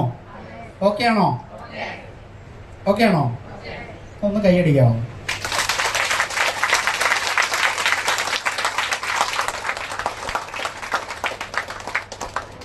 ഈ കൈയടിക്കുമ്പോഴേ കയ്യിൽ പേന വെച്ചടിക്കണം അല്ലേ? പിന്നെ ശബ്ദം എനിക്ക് കേൾക്കാൻ വേണ്ടിയിട്ട് ആണോ എന്നുള്ള തരത്തിലും അടിക്കണം. ശബ്ദം നിങ്ങൾക്ക് കേൾക്കാൻ വേണ്ടിയിട്ടുള്ള രീതിയിൽ അടിക്കണം. എന്തിനാണ് കൈയടിക്കുന്നത്? ബോധം പോകുമ്പോ ബോധം വരാനാണ് അല്ലേ? ആണോ അല്ലയോ? ആണ്. അപ്പൊ ഇവിടെ ഇരിക്കുന്ന സമയത്ത് നിങ്ങളുടെ ബോധം ചിലപ്പോ പോകും. എങ്ങനെ? ഉറക്കത്തിലേക്ക് പോവും, മയങ്ങി പോവും. അങ്ങനെയുള്ള സമയത്ത് എന്ത് ചെയ്താൽ മതി? അങ്ങനെയുള്ള സമയത്ത് ഒന്ന് കൈയടിച്ചാൽ മതി. നോട്ട് വന്നിട്ടുണ്ട്. അപ്പൊ നോട്ട് ആവശ്യമുള്ള, എഴുതാൻ കയ്യിൽ പേപ്പർ ഇല്ല എന്നൊക്കെ പറഞ്ഞ ആളുകൾക്ക് അത് മേടിക്കാം.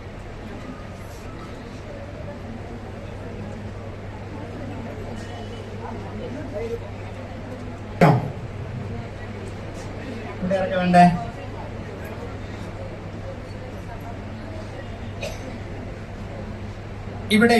ഇവിടേക്കും കൂടെ ഒന്ന്.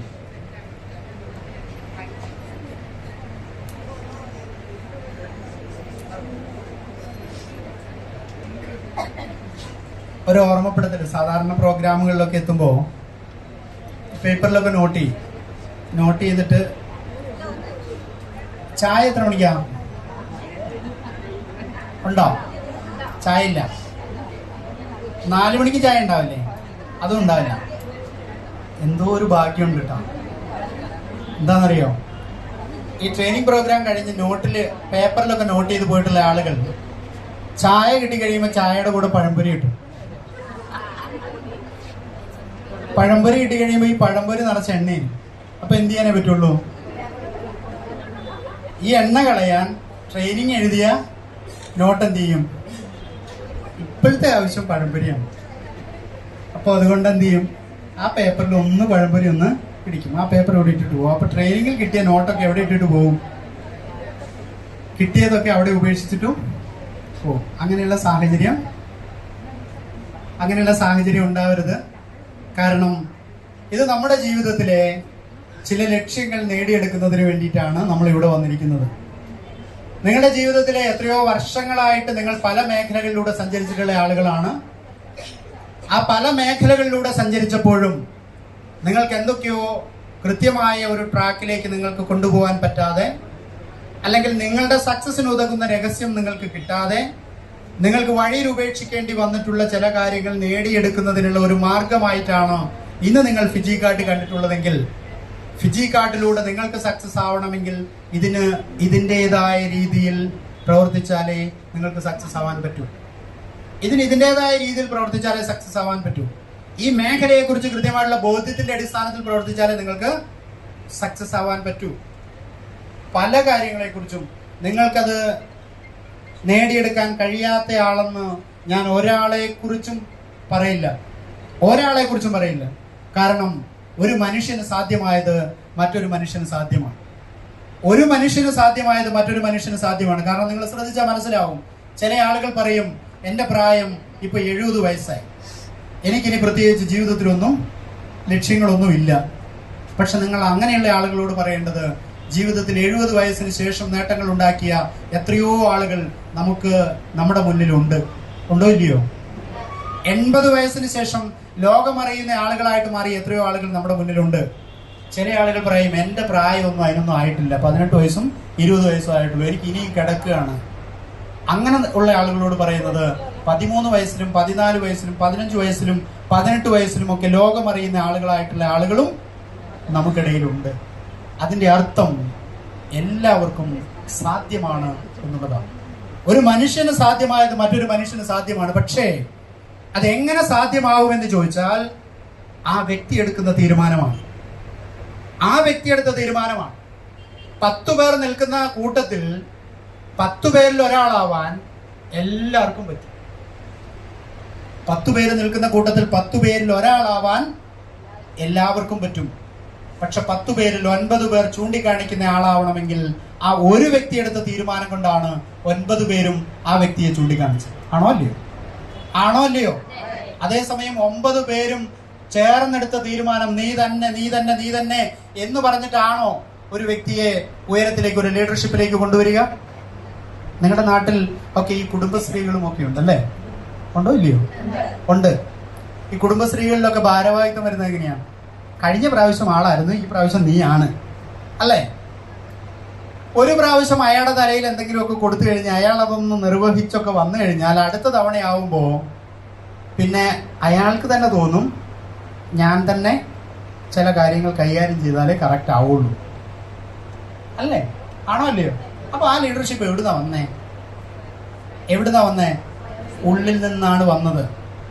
പക്ഷെ ഒരാളെ ആ സമയത്തൊന്ന് എന്ത് ചെയ്യാൻ, ഒന്ന് ഉന്തിയിടാൻ, അല്ലെ, ഒന്ന് പ്രേരിപ്പിക്കാൻ മറ്റാരോ സഹായിച്ചു എന്നുള്ളതിനപ്പുറം അതിൽ കൃത്യമായി പെർഫോം ചെയ്യുന്ന തരത്തിലേക്ക് മാറാൻ അയാളെടുത്ത തീരുമാനം കൊണ്ടാണ് അയാൾക്ക് മറ്റാളുകളുടെ മുന്നിൽ ലീഡർഷിപ്പിലേക്ക് വരാൻ പറ്റിയത്. അങ്ങനെയാണെങ്കിൽ നിങ്ങളുടെ ഓരോരുത്തരുടെയും ഉള്ളിൽ മറ്റാരും അറിയാത്ത ഒരുപാട് കഴിവുകൾ ഉണ്ട്. ഓരോ വ്യക്തിയിലും ഉണ്ട്. ആ കഴിവുകളെ പുറത്തു കൊണ്ടുവരണമെങ്കിൽ, ആ കഴിവുകളെ നിങ്ങൾക്ക് പ്രയോജനപ്പെടുത്തണമെങ്കിൽ, ഉപയോഗപ്പെടുത്തണമെങ്കിൽ അത് ഒരാൾ വിചാരിച്ചാലേ നടക്കൂ. അതാരാണ്? നമ്മളാണോ? ആരാണ്?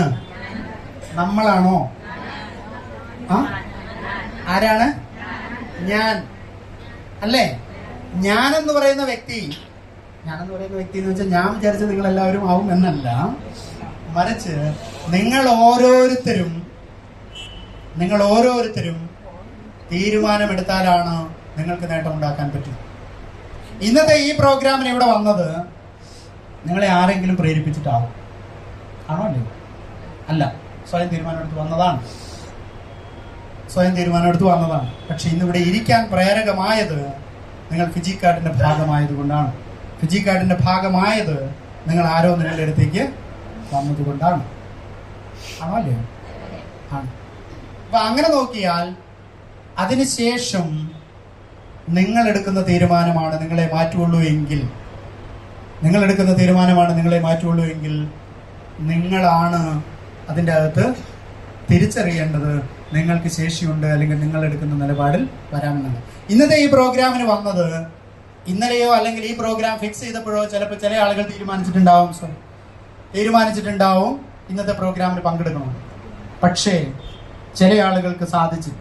ഒരു തീരുമാനം എടുത്തു, പക്ഷെ ഇന്നത്തെ ദിവസം വന്നപ്പോൾ എന്ത് സംഭവിച്ചു? സാഹചര്യവശാൽ ഇന്നത്തെ പ്രോഗ്രാമിന് പങ്കെടുക്കാൻ പറ്റി. എന്താ കാരണം?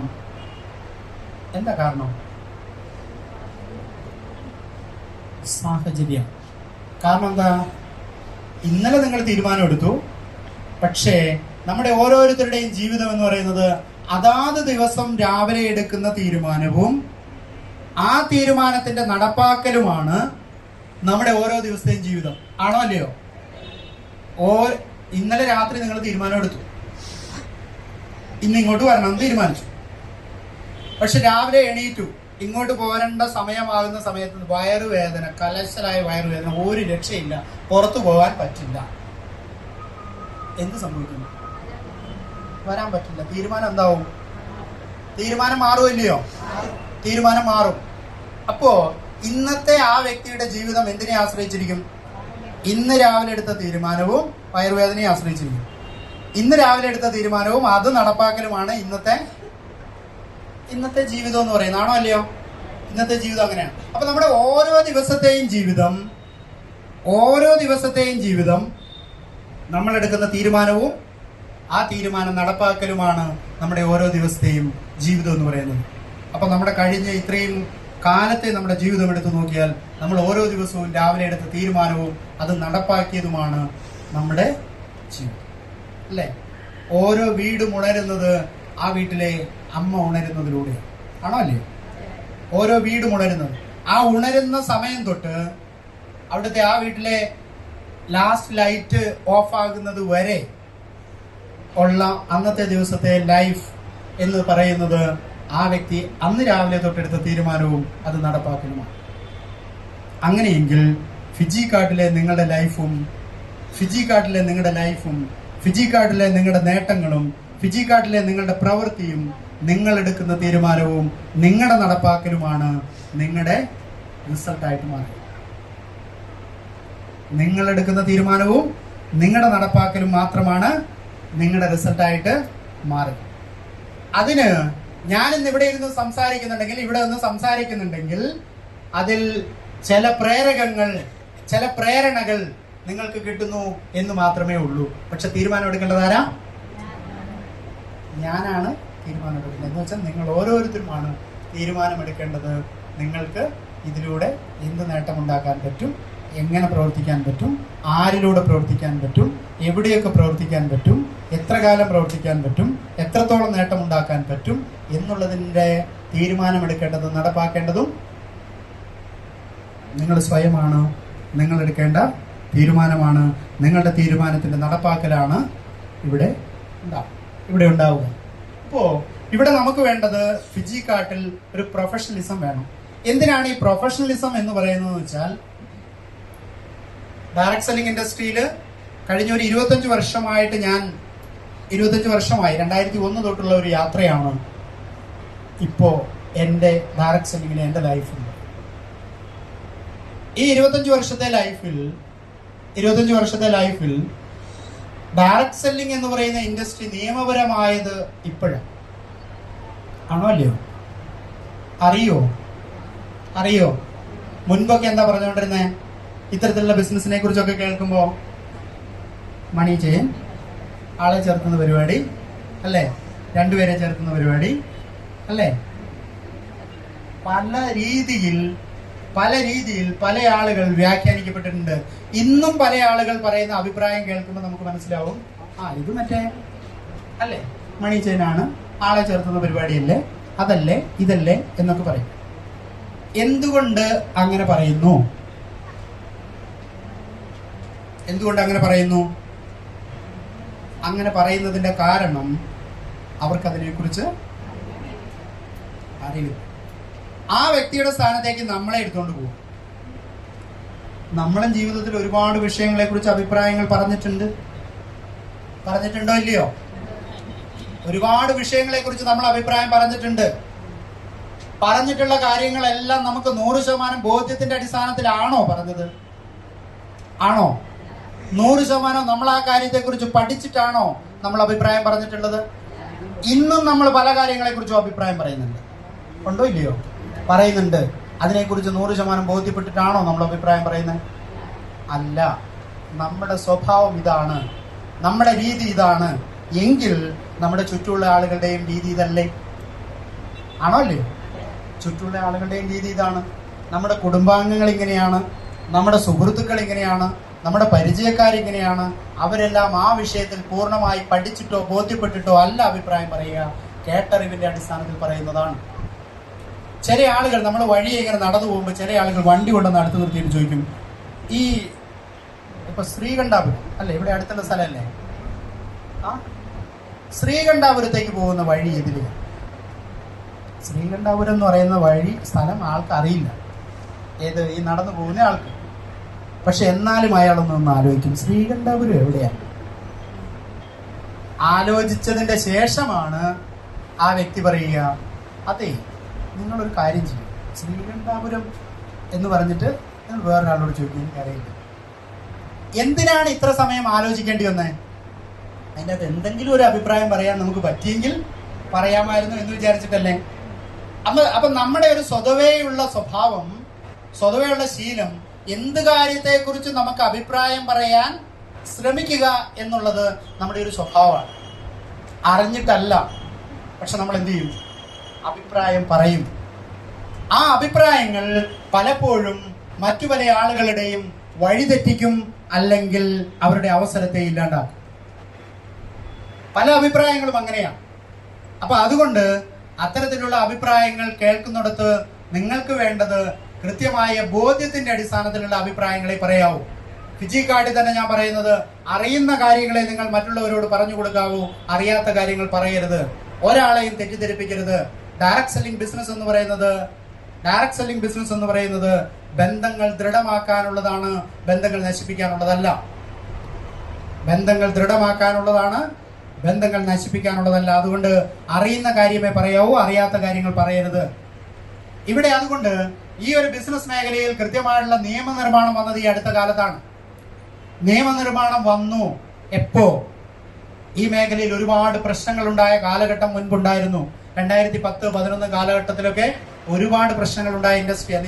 നിയമപരമായിട്ടുള്ള സപ്പോർട്ട് ഇല്ലാത്തതിന്റെ പേരിൽ ഒരുപാട് ആളുകൾ ജയിലിൽ കിടന്നിട്ടുണ്ട്, നിയമപരമായ നടപടികൾ നേരിട്ടിട്ടുണ്ട്.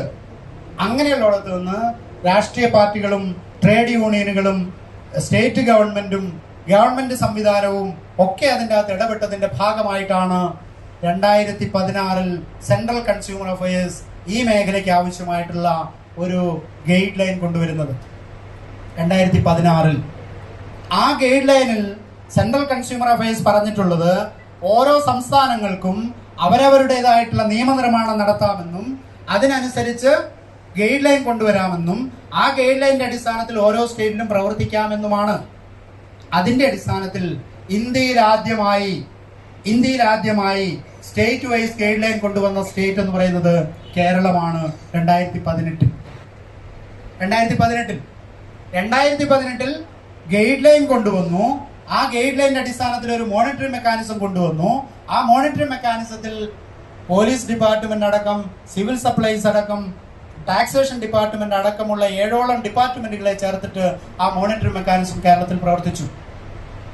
ഇതിന്റെ അടിസ്ഥാനത്തിൽ ഒരുപാട് കമ്പനികളെ അനലൈസ് ചെയ്തു, മാർക്കറ്റിനെ അനലൈസ് ചെയ്തു, പഠിച്ചു. അതിന്റെ റെക്കമെൻഡേഷൻ കൊടുത്തതിന്റെ അടിസ്ഥാനത്തിലാണ് നിയമനിർമ്മാണം നിയമമായി മാറുന്നത്. എപ്പോഴാണ് നിയമമായി മാറിയേ?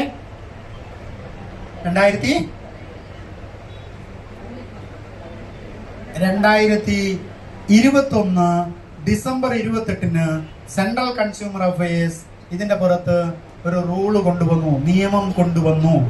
2021 ഡിസംബർ 28 നിയമം പ്രഖ്യാപിച്ചു. പക്ഷെ ആ നിയമത്തിന്റെ പ്രഖ്യാപനത്തിലും ചില കുറവുകളെ സൂചിപ്പിച്ചതിന്റെ അടിസ്ഥാനത്തിൽ നേരത്തെ പറഞ്ഞ ട്രേഡ് യൂണിയനുകളും രാഷ്ട്രീയ പാർട്ടികളും ഈ ഇത്തരത്തിൽ പ്രവർത്തിക്കുന്ന കമ്പനികളും സ്റ്റേറ്റ് ഗവൺമെന്റും കേരള ഗവൺമെന്റും ഒക്കെ അതിൻ്റെ അകത്ത് ഇനിഷ്യേറ്റീവ് എടുത്തു. അതിന് സപ്പോർട്ടീവായിട്ടുള്ള മാർഗനിർദ്ദേശങ്ങൾ വീണ്ടും കൊടുത്തതിന്റെ അടിസ്ഥാനത്തിൽ ഈ നിയമത്തെ അമെൻമെന്റോടുകൂടി 2023 ജൂൺ 21 ഫൈനൽ നോട്ടിഫിക്കേഷൻ ഇട്ട് റൂള് ഡിക്ലെയർ ചെയ്തു. 2023 ജൂൺ 21 ഫൈനൽ അമെൻമെന്റ് ഇട്ടു. അതിൻ്റെ അകത്ത് എന്തൊക്കെ പോയിന്റുകൾ കൂട്ടിച്ചേർക്കപ്പെടണം എന്നുള്ളതൊക്കെ കൂട്ടിച്ചേർത്ത് 2023 ജൂൺ 21 സെൻട്രൽ ഗവൺമെന്റ് റൂള് ഫൈനലാക്കി. എന്താ റൂള്? ഡയറക്ട് സെല്ലിങ്ങിനെ ഉപഭോക്തൃ സംരക്ഷണ നിയമത്തിന്റെ പരിധിയിലേക്ക് കൊണ്ടുവന്നു. പ്രധാനം ഡയറക്ട് സെല്ലിങ്ങിനെ കൺസ്യൂമർ പ്രൊട്ടക്ഷന്റെ പരിധിയിലേക്ക് കൊണ്ടുവന്നു.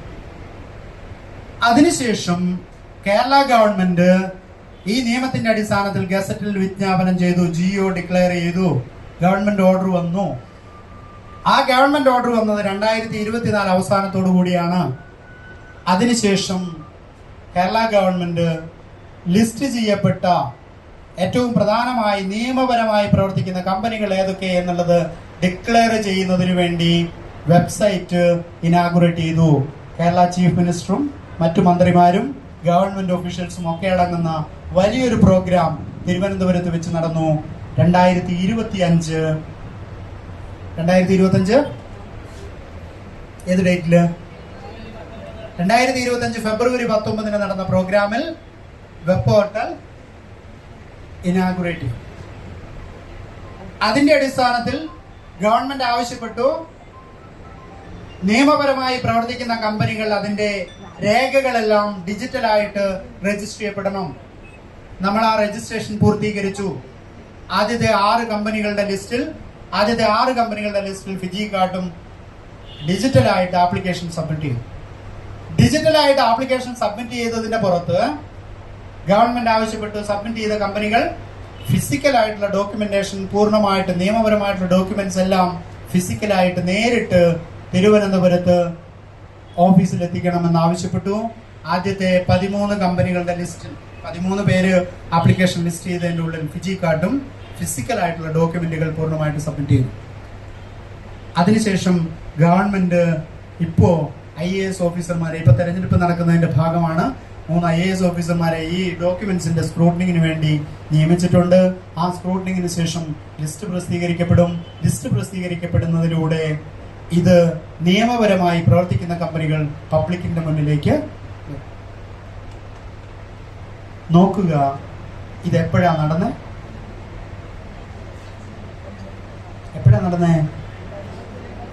ഇതൊക്കെ എപ്പോഴാ നടന്നേ?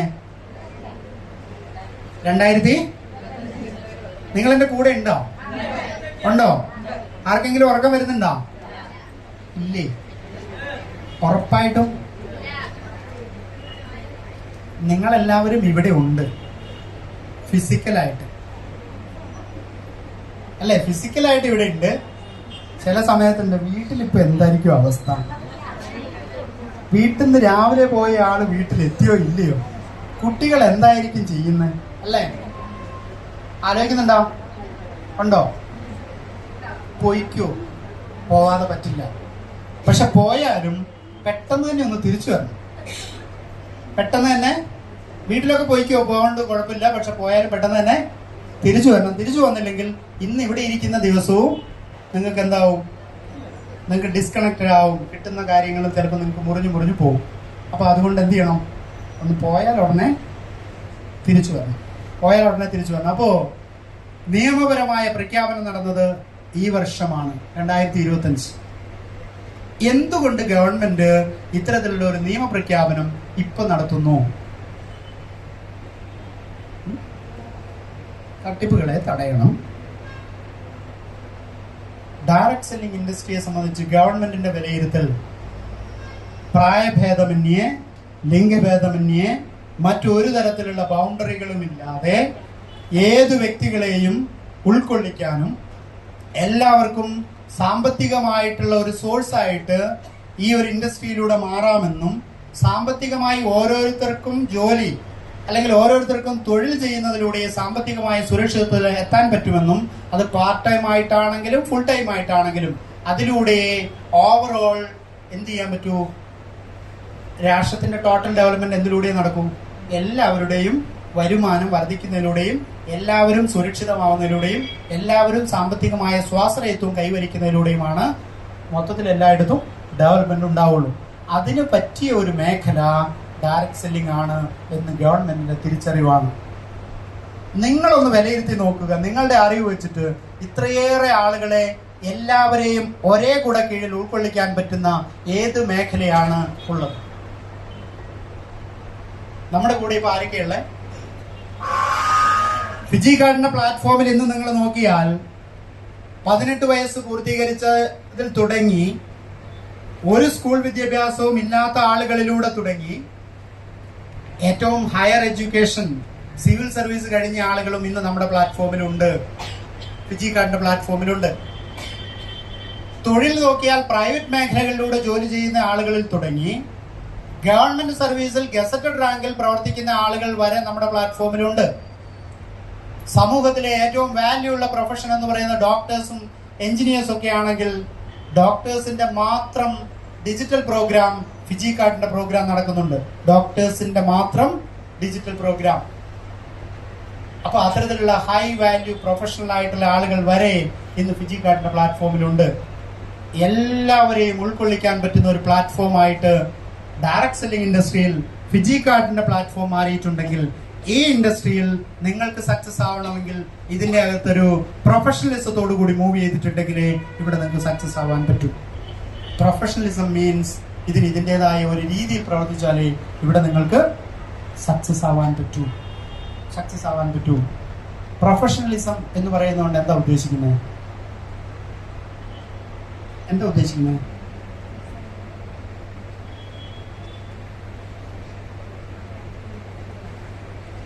ഇതാ ഞാൻ പറഞ്ഞത്, നിങ്ങൾ എന്നെ കാണുന്നത് 10ാം ക്ലാസ്സിലെ കണക്ക് മാഷിനെ പോലെയായി ഇപ്പോഴും.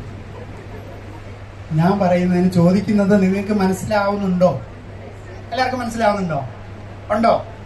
എന്നിട്ടെന്താ നിങ്ങൾ പ്രതികരിക്കാത്ത?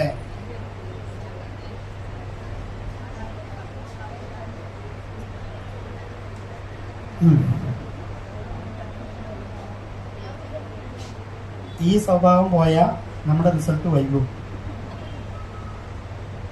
ഈ സ്വഭാവത്തിലാണെങ്കിൽ നമ്മുടെ റിസൾട്ട് വൈകും. കാരണം എന്താ? നമ്മുടെ റിസൾട്ട് നമ്മുടെ സ്വഭാവത്തെ ആശ്രയിച്ചിരിക്കും. നമ്മുടെ സ്വഭാവത്തെ സ്വാധീനിക്കുന്ന ചില ഘടകങ്ങളുണ്ട്. എന്തൊക്കെയാ? നമ്മുടെ ഇപ്പോഴത്തെ ഒരു സ്വഭാവമില്ലേ? ഇപ്പോഴത്തെ സ്വഭാവം എങ്ങനെ ഉണ്ടായേ?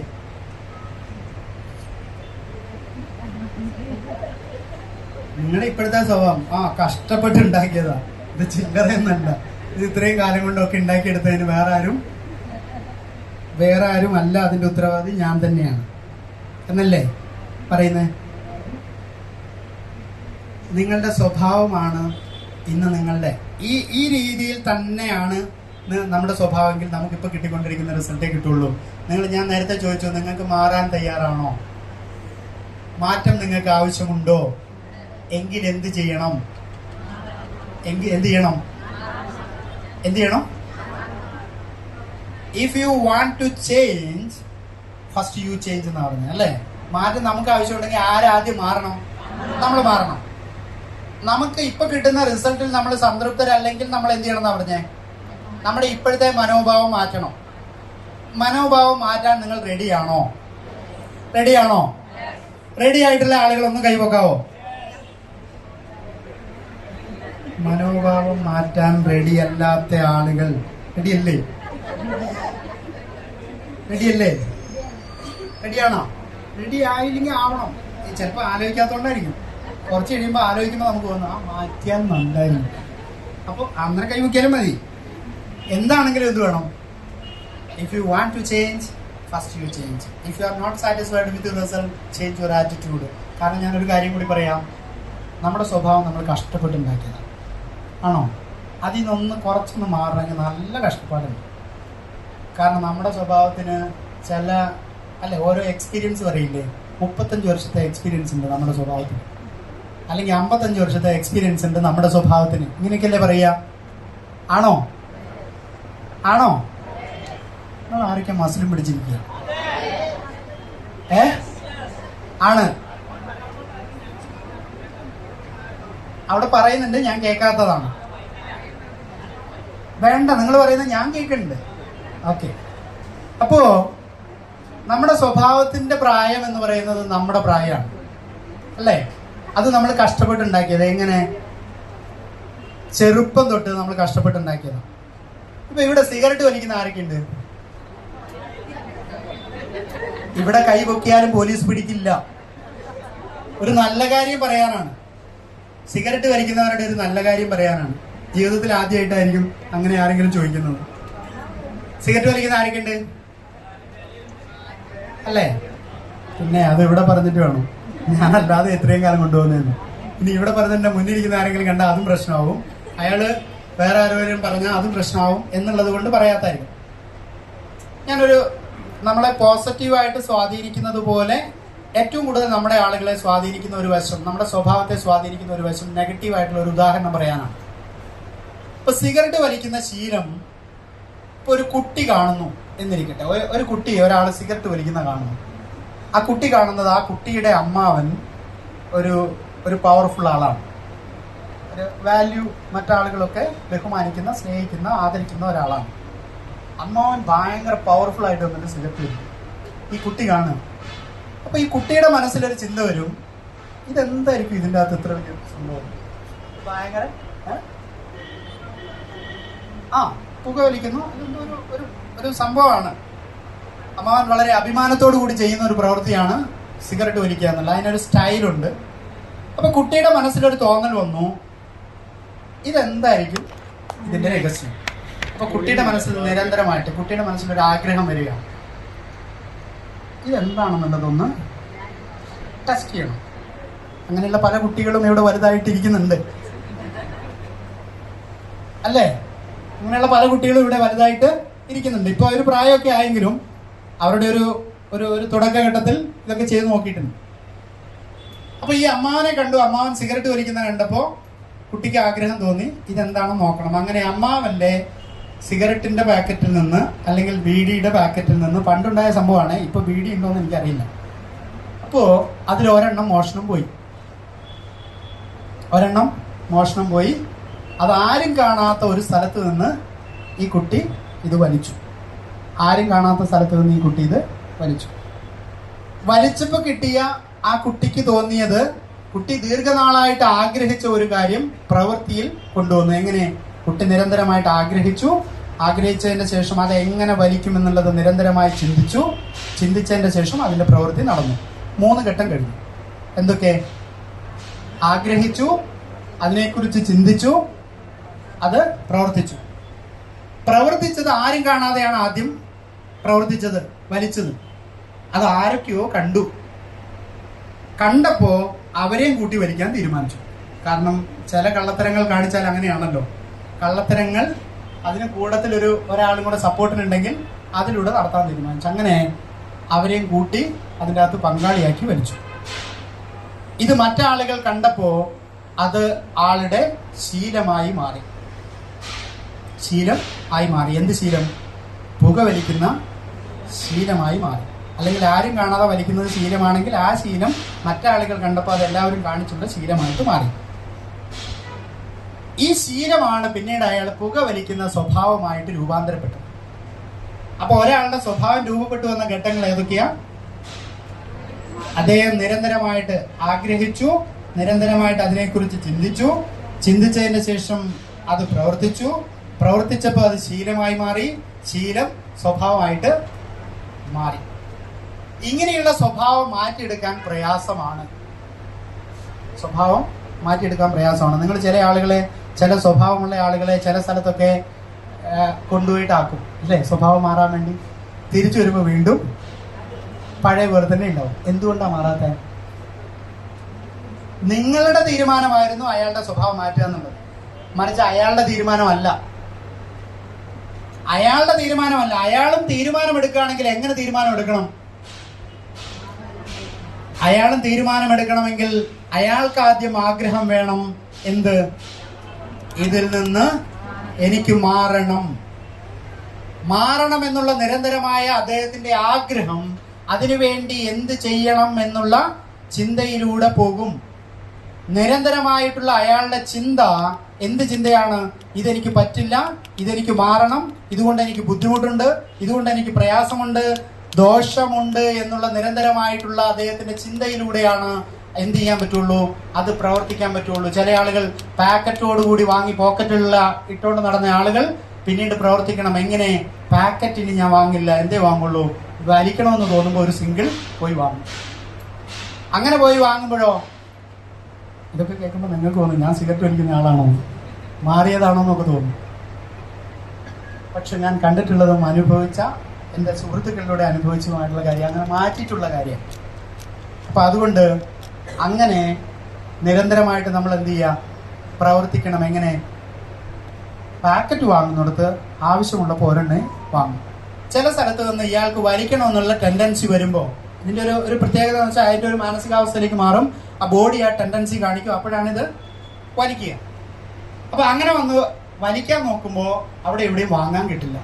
അപ്പൊ എന്ത് ചെയ്യും? കൺട്രോൾഡ് ആയിട്ട് വരും. അപ്പൊ നിരന്തരമായിട്ടുള്ള അയാളുടെ പ്രവൃത്തി എന്താവും? ഒരുമിച്ച് വാങ്ങി കയ്യിൽ സൂക്ഷിക്കില്ല, ആവശ്യമുള്ള സമയത്ത് കിട്ടിയാലേ വലിക്കൂ.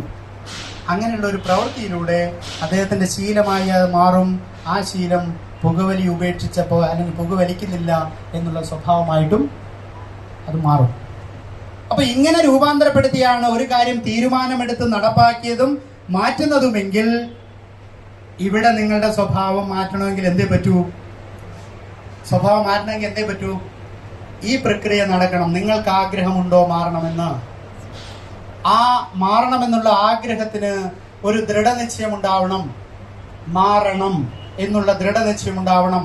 അതിനെക്കുറിച്ചുള്ള നിരന്തരമായിട്ടുള്ള ചിന്തയുണ്ടാവണം. മാറണം, ഏത് തരത്തിൽ മാറണം എന്നുള്ള നിരന്തരമായിട്ടുള്ള ചിന്ത ഉണ്ടാവണം. ആ നിരന്തരമായിട്ടുള്ള ചിന്തയിലേക്കായിരിക്കണം ഇത്തരത്തിൽ കിട്ടുന്ന പ്രോഗ്രാമുകളിലൂടെ നിങ്ങൾക്ക് കിട്ടുന്ന അറിവ് നിങ്ങൾ പ്രയോജനപ്പെടുത്തേണ്ടത്. ആ ചിന്തയിലേക്ക് പ്രയോജനപ്പെടുത്തുക. ആ ചിന്തയിലേക്ക് പ്രയോജനപ്പെടുത്തുമ്പോൾ നിങ്ങളുടെ പ്രവൃത്തിയിൽ അത് പ്രതിഫലിക്കും. എങ്ങനെ പ്രവൃത്തിയിൽ പ്രതിഫലിക്കും? ഇവിടെ പ്ലാൻ പ്രസന്റ് ചെയ്യുന്ന എത്ര പേരുണ്ട്? ഫിജി കാർട്ടിന്റെ പ്ലാൻ പ്രസന്റ് ചെയ്യുന്ന മറ്റൊരാളുടെ അടുത്ത് പോയി പറയുന്നത് എത്ര പേരുണ്ട്? പറയാൻ പറ്റുന്നവർ എത്ര പേരുണ്ട്? 4 ഭാഗം പറയും, അര ഭാഗം പറയും, 3/4 ഭാഗം പറയും, മുഴുവൻ പറയും. ഇങ്ങനെയാണോ? മുഴുവൻ പറയുന്ന ആളുകൾ എത്ര പേരുണ്ട്? മുഴുവൻ പറയുന്ന ആളുകൾ എത്രയുണ്ട്? പകുതി വരെ പറയാൻ പറ്റുന്നവർ എത്ര പേരുണ്ട്? പകുതി എത്രയും പറയാൻ പറ്റുമോ? അല്ലേ? ഞാനിത് പറഞ്ഞു കൊണ്ടുവന്നതിന്റെ കാരണം നിങ്ങളുടെ സ്വഭാവത്തെ സ്വാധീനിച്ചിരിക്കുന്ന കാര്യം ഒന്ന് മാറ്റാൻ വേണ്ടി. നിങ്ങളുടെ സ്വഭാവത്തെ സ്വാധീനിച്ചിരിക്കുന്ന കാര്യം, ഞാൻ പറയുന്ന 4 കാര്യങ്ങളിൽ ഏതെങ്കിലും ഒന്നായിരിക്കും നിങ്ങളുടെ സ്വഭാവത്തെ സ്വാധീനിച്ചിട്ടുണ്ടാവുക. ഒന്നുകിൽ ഈ പ്ലാൻ പറയുന്ന കേട്ടപ്പോ നിങ്ങളുടെ മനസ്സിൽ തോന്നിയ ഇത് മറ്റാളുകളോട് പറയാനുള്ള ബുദ്ധിമുട്ട് എന്തൊക്കെയാണെന്ന് ചോദിച്ചാൽ, ഒന്ന് നിങ്ങൾക്കുള്ള പേടി, തെറ്റിപ്പോകുമോ, ഞാൻ പറഞ്ഞിട്ടെങ്ങാനും അയാൾ വരാതിരുന്നാലോ, അതിനേക്കാളും നല്ലത് ആളെ എടുത്തുകൊണ്ടുപോയിട്ട് സൗമ്യ മേഡത്തിന്റെ മുന്നിൽ ഇട്ട് കൊടുക്കാം, അല്ലെങ്കിൽ ആളെ എടുത്തുകൊണ്ടുപോയിട്ട് വേറൊരാളുടെ മുന്നിൽ ഇട്ട് കൊടുക്കാം, അയാൾ എന്ത് ചെയ്തോളും, ഇത് മാറ്റിയെടുത്ത് തന്നോളും. നടക്കുവോ? എല്ലാ കാലവും നടക്കുവോ? ഇല്ല. അപ്പൊ നിങ്ങളുടെ മുന്നിൽ നിങ്ങൾക്കുള്ളത് പ്രശ്നമെന്നാ പറയുന്നത് നിങ്ങളുടെ മനസ്സിൽ തോന്നുന്ന പേടി. ഉണ്ടോ ഇല്ലയോ? ഉണ്ട്. മാറണമെങ്കിൽ ആദ്യം അതെടുത്ത് വലിച്ചെറിയണം. ആവശ്യമില്ലാത്ത പേടിച്ചോണ്ടിരുന്നാൽ പേടിച്ചോണ്ട് തന്നെ. തെറ്റിപ്പോകുമെന്നുള്ള പേടിയാണോ നിങ്ങളുടെ പ്രശ്നം? ആണോ? തെറ്റാതെ നിങ്ങൾ ജീവിതത്തിൽ ഇന്നുവരെ ചെയ്ത് വിജയിപ്പിച്ച ഏതെങ്കിലും ഒരു കാര്യം പറയാൻ പറ്റുമോ? തെറ്റാതെ ചെയ്ത് വിജയിപ്പിച്ച ഏതെങ്കിലും ഒരു കാര്യം പറ്റുമോ?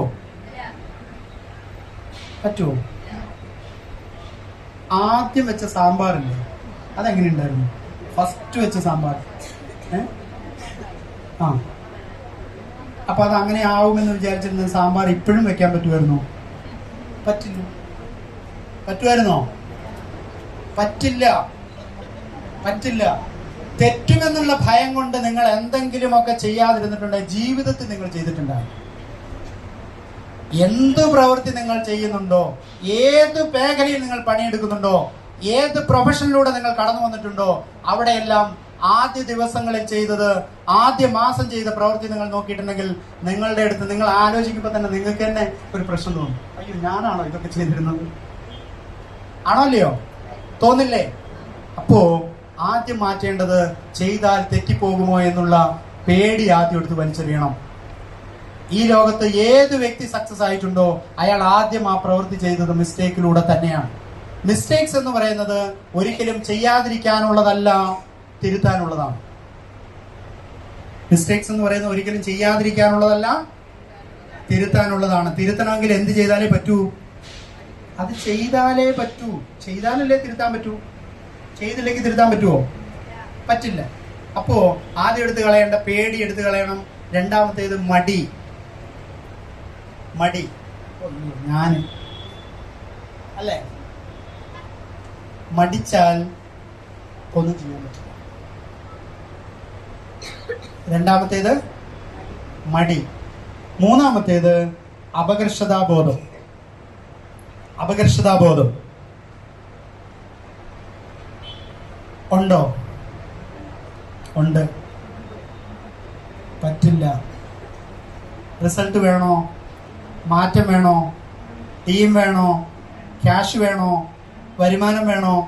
ജീവിതത്തിലെ നേട്ടം ഉണ്ടാക്കണോ? ഇതെടുത്ത് കളയുന്നു. നിങ്ങളുടെ പോക്കറ്റിൽ ഇതിലേതെങ്കിലും ഒന്നേ നിൽക്കുള്ളൂ. നിങ്ങളുടെ പേഴ്സിലോ പോക്കറ്റിലോ ഇതിലേതെങ്കിലും ഒന്നേ നിൽക്കുള്ളൂ. ഏത്? പൈസ വെക്കണമെങ്കിൽ ആ സ്ഥലത്ത് നിന്ന് ഈ സാധനം അതിനകത്ത് നിറഞ്ഞിരിക്കുക. പേടി, മടി, അപകർഷതാബോധം, ആത്മാഭിമാനക്കുറവ്, ഇങ്ങനെയുള്ള 4 കാര്യങ്ങൾ നിങ്ങളുടെ പേഴ്സിൽ നിറച്ച് ഏതാണെന്ന് നോക്കുക. പേഴ്സിൽ ഇതാണ് ഇരിക്കുന്നതെങ്കിൽ, അല്ലെങ്കിൽ പോക്കറ്റിൽ ഇതാണ് ഇരിക്കുന്നതെങ്കിൽ നിങ്ങൾക്ക് ക്യാഷ് വെക്കാൻ സ്ഥലം ഉണ്ടാവില്ല. അവിടെ ക്യാഷ് വെക്കാൻ പറ്റില്ല. അപ്പൊ ആദ്യം എടുത്തു കളയേണ്ടത്, പേടിയുണ്ടോ അതെടുത്ത് കളയണം, മടിയുണ്ടോ അത് ഉപേക്ഷിക്കണം, അപകർഷതാബോധമുണ്ടോ അത് ഉപേക്ഷിക്കണം, ആത്മാഭിമാനക്കുറവുണ്ടോ അത് ഉപേക്ഷിക്കണം. ഇതിലേതെങ്കിലും ഒന്ന് ഉണ്ട് എന്ന് പറയുന്ന ആളുകൾ ഒന്ന് കൈവക്കും. ഏതെങ്കിലും ഒന്ന്. എല്ലാം ഉള്ള ആളുകളെ ലാസ്റ്റ് ഞാൻ കൈവക്കാം.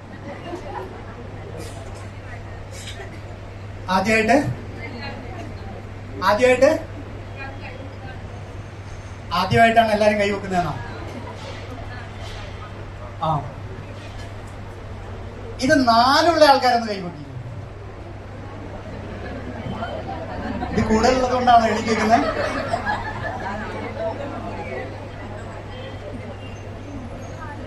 കാലുവേന എടുത്തിട്ടാണോ? ഓക്കെ.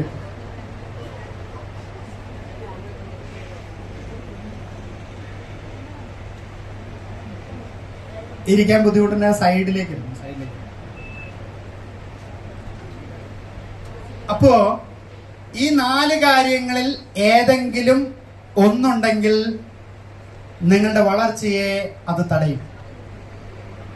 ഏതെങ്കിലും ഒന്നുണ്ടായാൽ മതി. 4 ഉണ്ടെങ്കിൽ പിന്നെ പറയണോ? അല്ലേ? അപ്പൊ ആദ്യം നമ്മൾ ഉപേക്ഷിക്കേണ്ടത് എന്ത് ചെയ്യണം?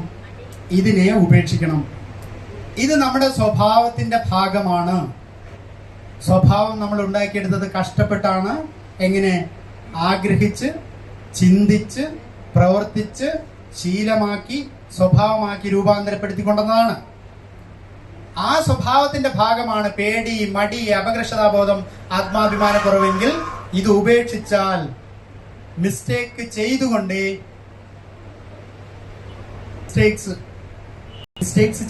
നമുക്ക് എന്ത് ചെയ്യാൻ പറ്റൂ? തിരുത്താൻ പറ്റും. ജീവിതത്തിൽ ഒരിക്കലും തെറ്റ് ചെയ്യില്ല എന്നുള്ള ശബ്ദം എടുത്തിട്ടുള്ള ആരെങ്കിലും ഉണ്ടോ? ഉണ്ടോ? ജീവിതത്തിൽ ഒരിക്കലും ഇനി ഒരു തെറ്റും ഒരു മിസ്റ്റേക്കും എന്റെ ഭാഗത്തുനിന്ന് ഉണ്ടാവില്ല എന്ന് ശബ്ദം എടുത്ത ആരെങ്കിലും ഉണ്ടോ? ഇല്ല. എന്നാൽ എല്ലാവർക്കും ഒന്ന് എണീറ്റ് വെക്കാം.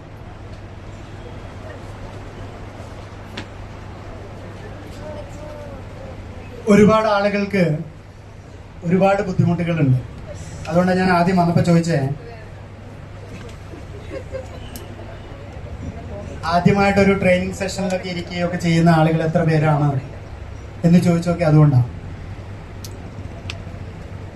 ഇപ്പൊ ഒരു ആശ്വാസം ഉണ്ടോ?